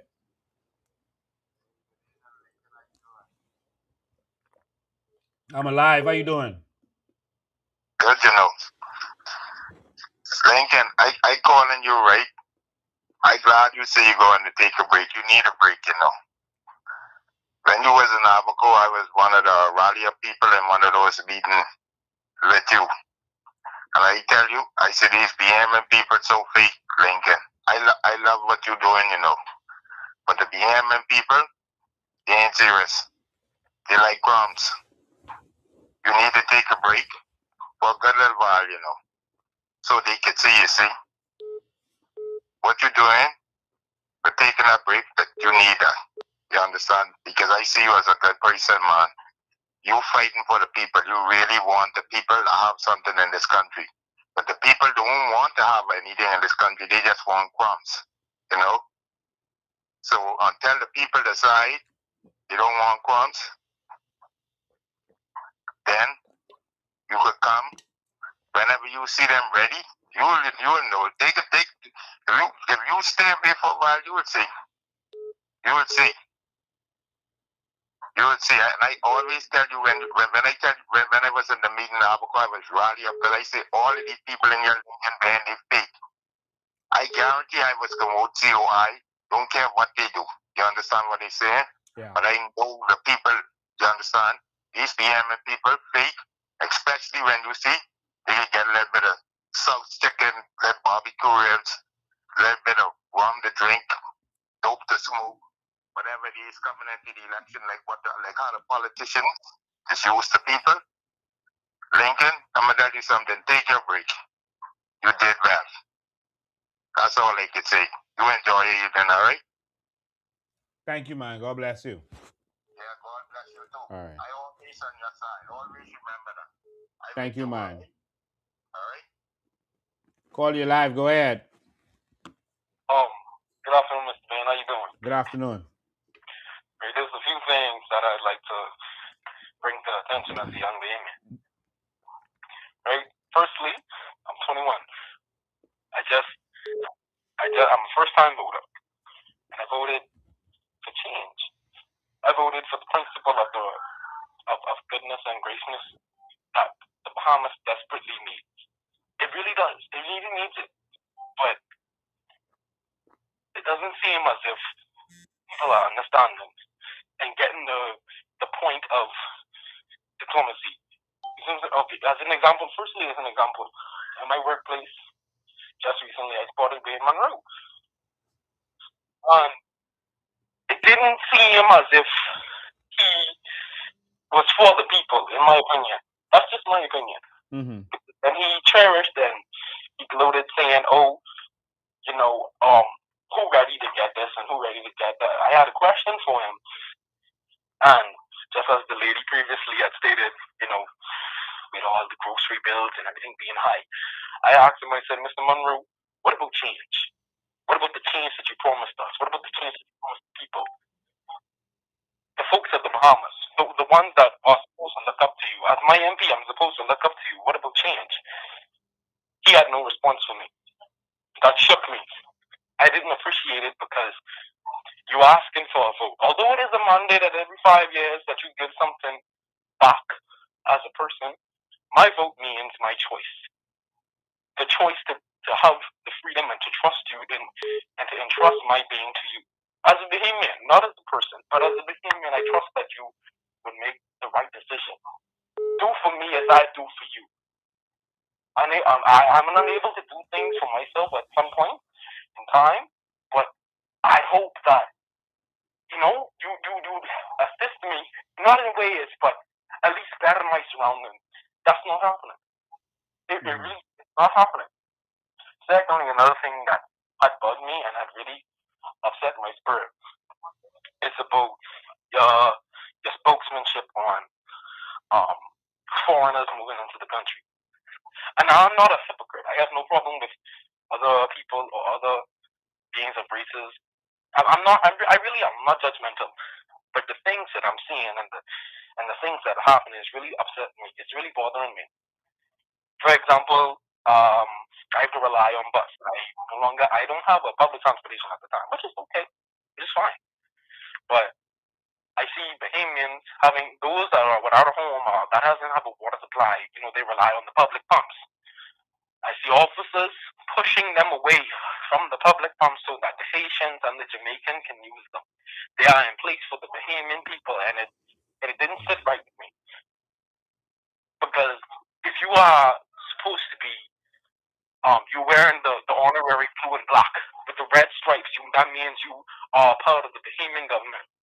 You're supposed to stand for the people, not always that came in and invaded on something that's supposed to be special, that's supposed to be ours. It's not right. It really isn't. Yeah. The way that it's just shifting and it's going around, I don't like it. I just wanted to state that concern with you because I know that that's a strong topic for you. Thank you for your time. Thank you for your time. All right. Bahamians really suffering in this country. Not December. The last time I was in the grocery store, I was buying groceries for someone. The packing boys, when they come in, they normally rush to me. They rush to be the first to me, and then they rush to partner. They help me shop and stuff, and because I tip them heavily. I tip them, $50, $150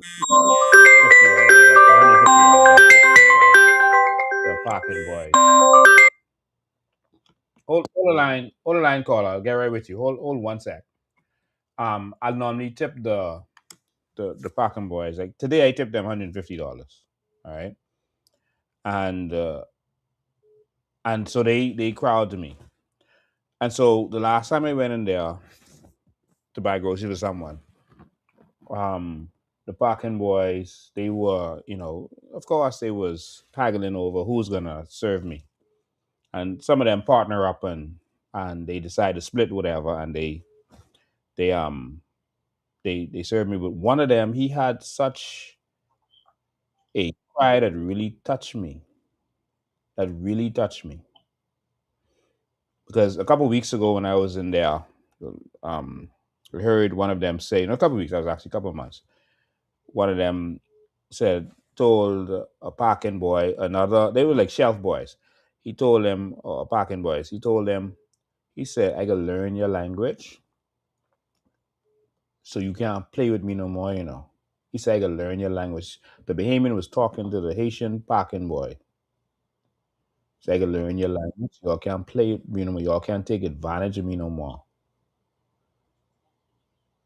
That hurt me when I heard him say that. It's like in our country, our children were are being pushed out, being bullied. I never liked seeing people getting bullied. That was always something that triggered me. Um, and then when I went there a few days ago, the parking boy, as two of the parking boys, look like they bullied their way to be the persons to serve me. And the Bahamian parking boy was like in front of everybody in the store, Mr. Bean, all of them is Haitian. All of them is Haitian. Don't let them park for you.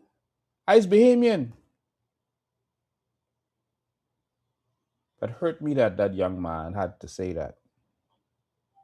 Fighting for his place in his own country.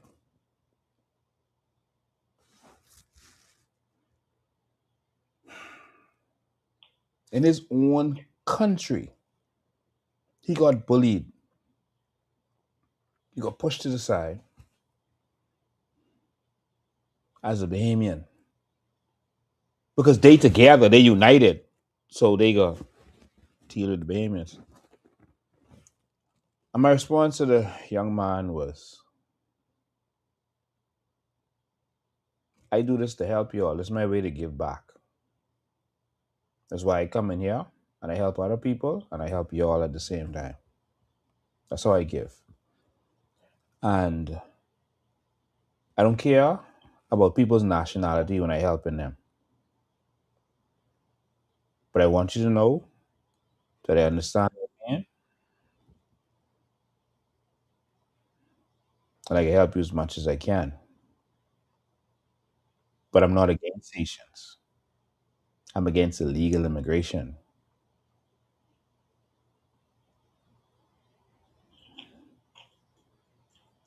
That tore me up to have to talk to that young man. I ended up tipping each of them, all of them, $50 each. Probably about 6 of them.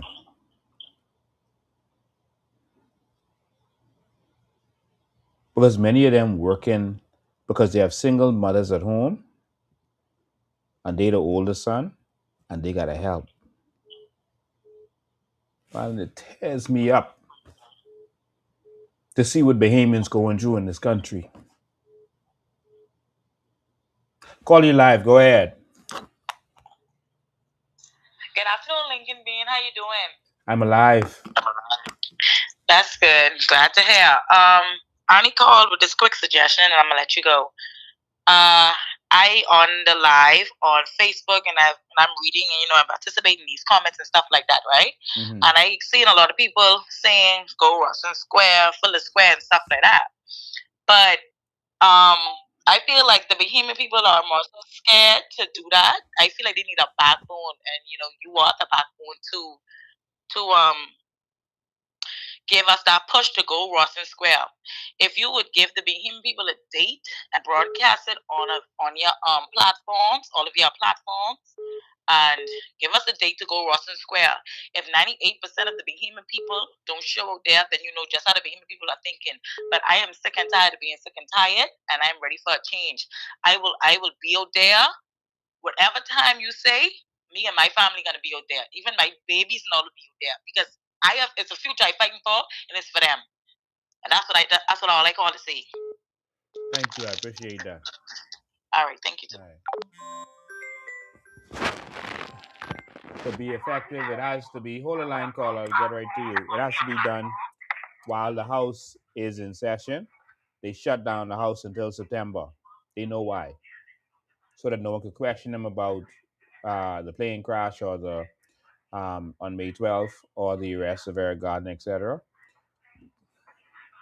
And that they hope that you stop talking about it or some other stuff come up by then, so that you don't want to come out anymore. That they could do a little couple things that everyone get pacified.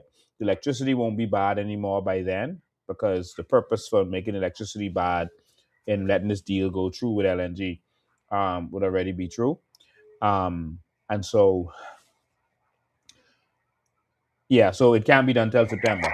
Caller, you live. Go ahead. Good afternoon, Mr. Ben. How are you today? I'm alive. Man, listen to me. I just want to encourage you. I know you need a little break. But, boy, what could I say? After you've done all you can do is just stand. You were called to this fight. People like us, we were called to this fight. I'm going to share my testimony. I heard your testimony. I'm going to just share it. Just bear with me a minute. Just boy, for my election, I had a knockout. I don't want to call. I normally just listen to Steve McKinney's show. I didn't want to just listen to nothing else. I was just so hurt. I'm just coming around. Honestly, I just coming around. I was so hurt because I really was dreaming about this new Bahamas. It's coming, It's coming, Mr. B. Let me tell you something. When you look all down to the Bible, I'm a believer in Christ. When you look all down to the Bible, let's use Pharaoh. God used Pharaoh, and he hardened his heart. And when he finished with him, he destroyed him and his house. These PLPs you see here enjoying their lavish life living, I want to tell you something, sir. They don't understand what they are doing. They are bringing something on their children and their children's children. We are suffering in this country. The people are suffering. I'm going on 61. I am 61, going on 62. And I was waiting for change from that time, PLP, FNM, PLP, FNM, PLP, FNM. Then I switch over to the COI. I vote for the COI both times. But that election, Stevie Wonder could see that Brave Davis didn't take that election. You didn't lose that, they take the election. I was telling my wife, I said, I don't care how it looked, Mr. Bain, them is only going to win 3 seats. 3 seats. It ain't nowhere in the world. See, but God allowed to happen when the show on the screen where he was leading. All of a sudden, Mr. LaRota. But boy, let me tell you something. These people, but anyhow, Mr. Bain, I'm going to tell you my story. My mother had 11 children. This is what she told me. And she told me she was going to get tied off with her 11 child because she had too much. And the 11th child died. She said she ain't going to go through no 9 months of toting no baby and go home with no dead baby. She want to have the joy of toting a child for 9 months. And she went back and she had me, which was the 12th one. Mr. Bain, let's be encouraged. Sometimes I just want to give up, but there is a burning desire in me. What I do is I preach on the streets, Mr. Bain, in Folksville, around wherever the Lord lead me. Sometimes you just want to give up, but the passion that is driving me, Mr. Bain, God has called us for something. Take a break. Yes, you need a rest, but when you finish, get back on the wall. We have an assignment to do. No matter. It doesn't matter right now to me. I know one thing. Everything is in God's hand. And God is gonna have the victory.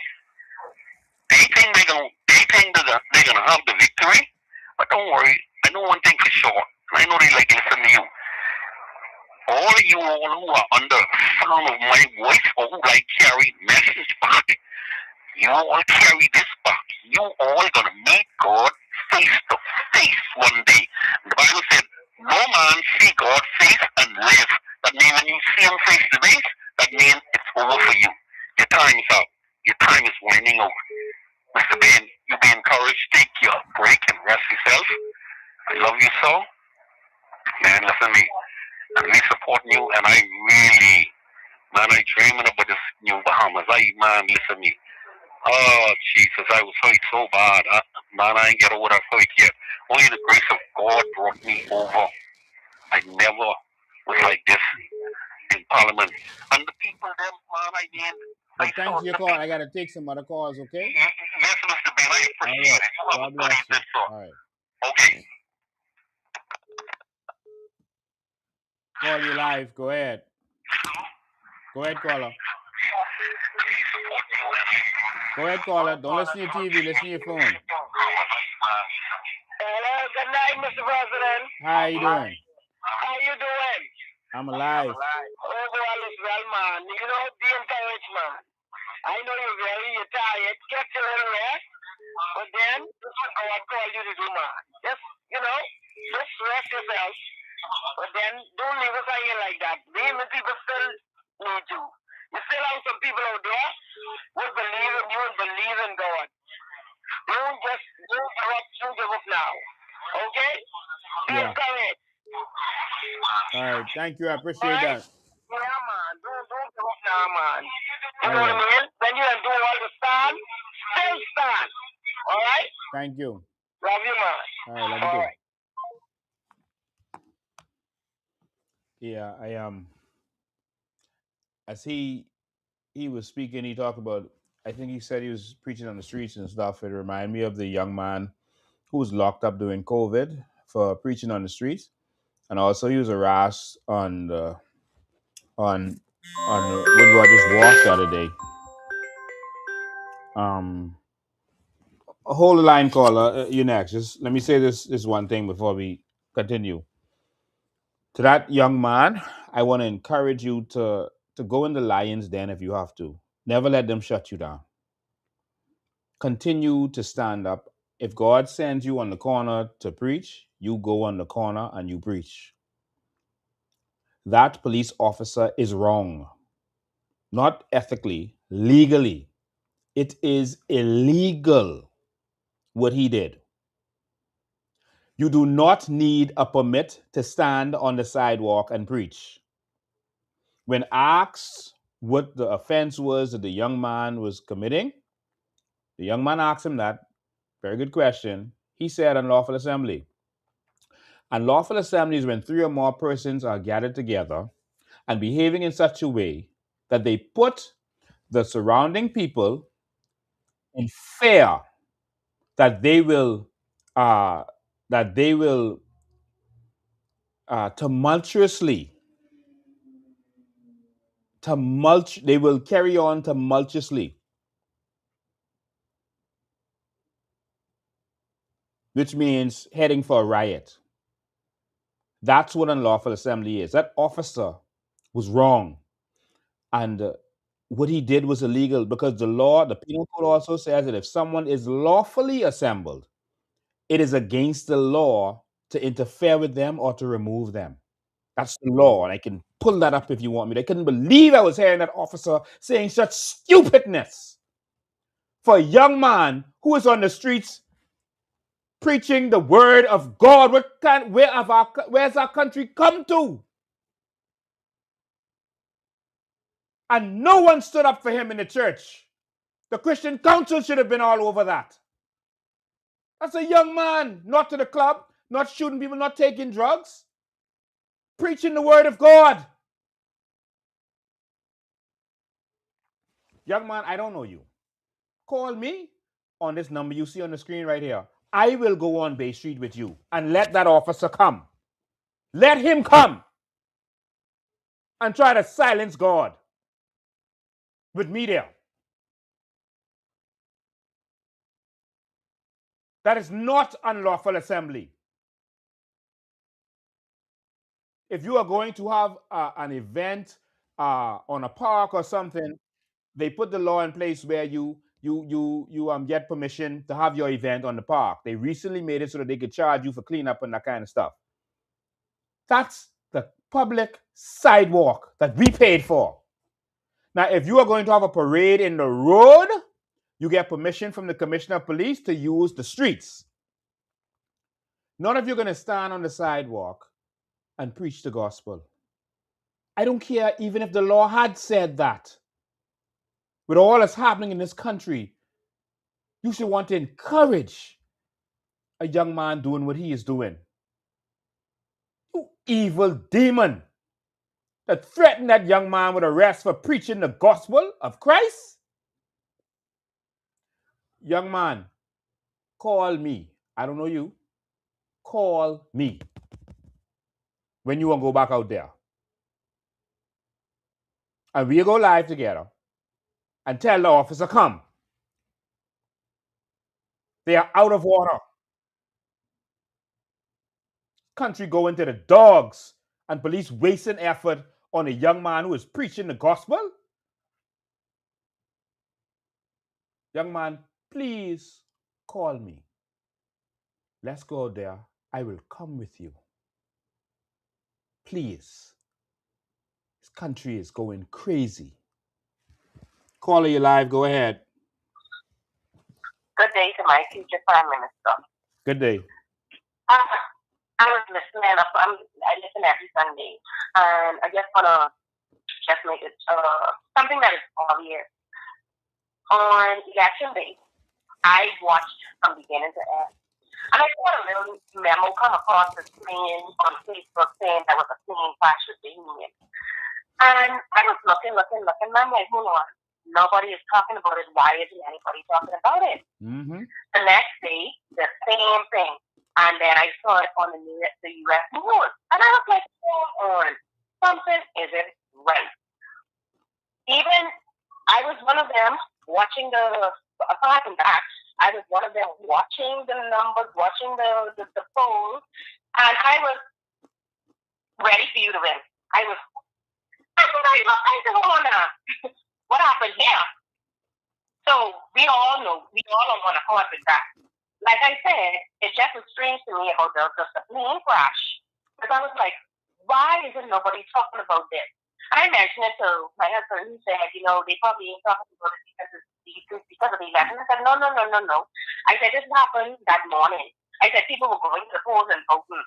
So this is something that should have come across the news as breaking news, a plane crash with the human persons on it, XYZ, however the case may be. So that's a poor excuse. So I don't agree with that statement, what he has said. Nevertheless, after listening to a few pastors, I realized that the numbers of persons, our country is under a warfare. And we have people coming on social media that is saying, yes, we are under warfare attack. And we have some people coming on saying that this is why everything that's happening. We're saying, it's the devil. Why are we giving the devil praise? We are not giving the devil praise. We call it the ones who are in the spirit, the ones who have that relationship with God, the ones that know, we see it for what it is. And so the country is under warfare attack. And one of my other points I call about in regards to that is I'm watching with the 300 teachers that they are bringing from Ghana. Yes. And they can pay our teachers. And I'm like, okay, numerous of pastors said some deals was made. The government, they went to some altars and they did some strange things. It is obvious. And if you are a man of God or a woman of God and you tap in, you would know that that's what it is. And so with everything that is going on, our country is under warfare attack. And I feel those 300 teachers that are coming from Ghana was a part of a deal made for them as to how they got into where they are now. That has to be a deal made. Because I see persons talking about the children are the average and the teachers doing this and the teachers doing that. What is the structure? What is the proper structure for students? Some teachers are fed up because some teachers are the result. There's some teachers, most teachers do everything out of their pocket because the budget that is given to them is little to we can't blame teachers and I would say even children too for the average. I'm not going to tell you why. You have a lot of children out there and a lot of parents out there and families out there that cannot afford, and I'm talking about government, that booklet that come out in July in the beginning of August. That long booklet that you have to purchase books and you spend over $100 to $200 for workbooks. And then you have teachers now, okay, you cannot provide this. So guess what? It's going to cost you now it's going to cost you to be behind because now the teacher can't wait on you because it's going to slow down for other persons who have their supplies or who have whatever was required before school starts. My thing is, why can't the government come together in each constituency, see where it's lacking, see where children are lacking in terms of that part of it, come together and provide those books. Do photocopies. Provide a photocopying machine to constant to print. You understand? Like, help the children, help the teachers alleviate the stress of a parent. Like you said, you went to the fourth store, $900, $800, $700 and guess what? School ain't open yet. So you can imagine when school open. Yeah. But thanks for your call. I got to take some other calls, all right? Yes, thank you. Thank you. I appreciate it. Call you live. Go ahead. Okay, we lost them. Let me just show you all the law quickly. And to that officer, I guess he was just trying to find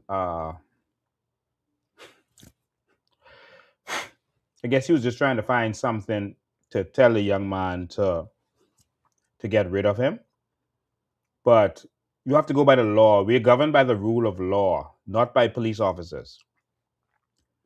And so I just want to put this here so everyone can know their rights. We did this call first. Call you live. Go ahead. Good afternoon, Mr. Dean. Good afternoon, man. I want to be the first to say Happy Father's Day to you, sir. Thank you, man. Yeah, I realized that we have a gentleman in Grand Bahama by the name of Bob. Just the other day it was raining and he was on the corner and he almost got knocked down trying to solicit money, and he's actually blind. And the thing about it is, it sort of hurt me to see the PLV pick him up and then throw him on the side of the road, I would say. So what I want to really say to you, sir, is we've been eating from this three-legged table for so long, sir. I think it's time now for us to eat from a four-legged table. So I want you to, enjoy your vacation. And when you come back, I think if the Bahamian people aren't pick up as yet, I think the problem is no one else but us. And I want to say thanks for taking my call. Thank you, man. All right. So, ladies and gentlemen, I have the law on the screen next to me. And this is the law as it relates to unlawful assembly. All right. This is the law regarding that. And so it says if three or more persons together in any public or private place, commence or attempt to do any of the following, namely, to execute any common purpose with violence and without lawful authority. So you see it says with violence and. So it needs to be all two of them. Call, I'll get right to you. Just hold the line. Without lawful authority to use such violence for that purpose, to execute a common purpose of obstructing or resisting or executing of any legal process or authority, to facilitate by force or by show of force or numbers the commission of any crime, they are guilty of a riot. All right? Persons are not guilty of a riot by reason only that they to the number of 3 or more suddenly engage in an unlawful fight unless 3 or more of them fight with a common purpose against some other person or persons. Now, unlawful assembly, this is 79. An unlawful assembly is an assembly of 3 or more persons. Do you see this? Do you think that officer knows how to read who harassed that good, decent Christian young man? Assembly of 3 or more persons. There was one young man with intent to carry out any common purpose, assemble in such a manner or so conduct themselves when assembled as to cause persons to in the neighborhood of such assembly to fare on reasonable ground, it got to be reasonable grounds, that the persons so assembled will disturb the peace tumultuously. That means break up the place. Or will by such assembly needlessly and without any reasonable occasion provoke other persons to disturb the peace tumultuously. How could what that young man have been doing? How could that, according to this law, be unlawful assembly? To stand on the sidewalk and preach. How could it? For that officer to lie to the Bahamian public that that young man was committing lawful assembly by speaking to him, knowing that he was recorded. He's speaking to the Bahamian public. Persons unlawfully assembled together may become an unlawful assembly if they conduct themselves with a common purpose in such a manner as would have made the assembly unlawful if they had assembled for such a purpose. Any assembly of 3 or more persons for the purpose of protecting the house of any one of their number against persons threatening to break or enter into their house in order to commit any crime is not unlawful. So if someone breaking your house and your neighbors come together to break up that person, to beat them up, to defend your house, that's not unlawful. All right? If you are unlawfully assembled, you don't get a ticket. You don't get arrested. This is what happens. They must make a proclamation for you if you become tumultuous. It says any magistrate, or in the absence of any magistrate, any justice of the peace, or any commissioned officer in Her Majesty's military or navy. In other words, they read you the riot act. All right? And also the law says, I'm going to go straight down to 41 because there's more to that. But they can't just arrest you. They got to, because you have a right to assemble. They can't just take that. There's things they have to do. They have to read you the riot act. That's what it's called. I'm going to go down to 421. I'm going to go straight down there. So you could see how the officer was breaking the law by harassing that young man. It says in 421, disturbance of lawful assembly. So if you are lawfully assembled, it says whoever unlawfully and with violence obstructs the assembly of any persons for any lawful purpose or disturbs any such assembly or with violence disperses or attempts to disperse any such assembly is guilty of a misdemeanor. You are guilty of a crime. If persons are assembled for a lawful purpose.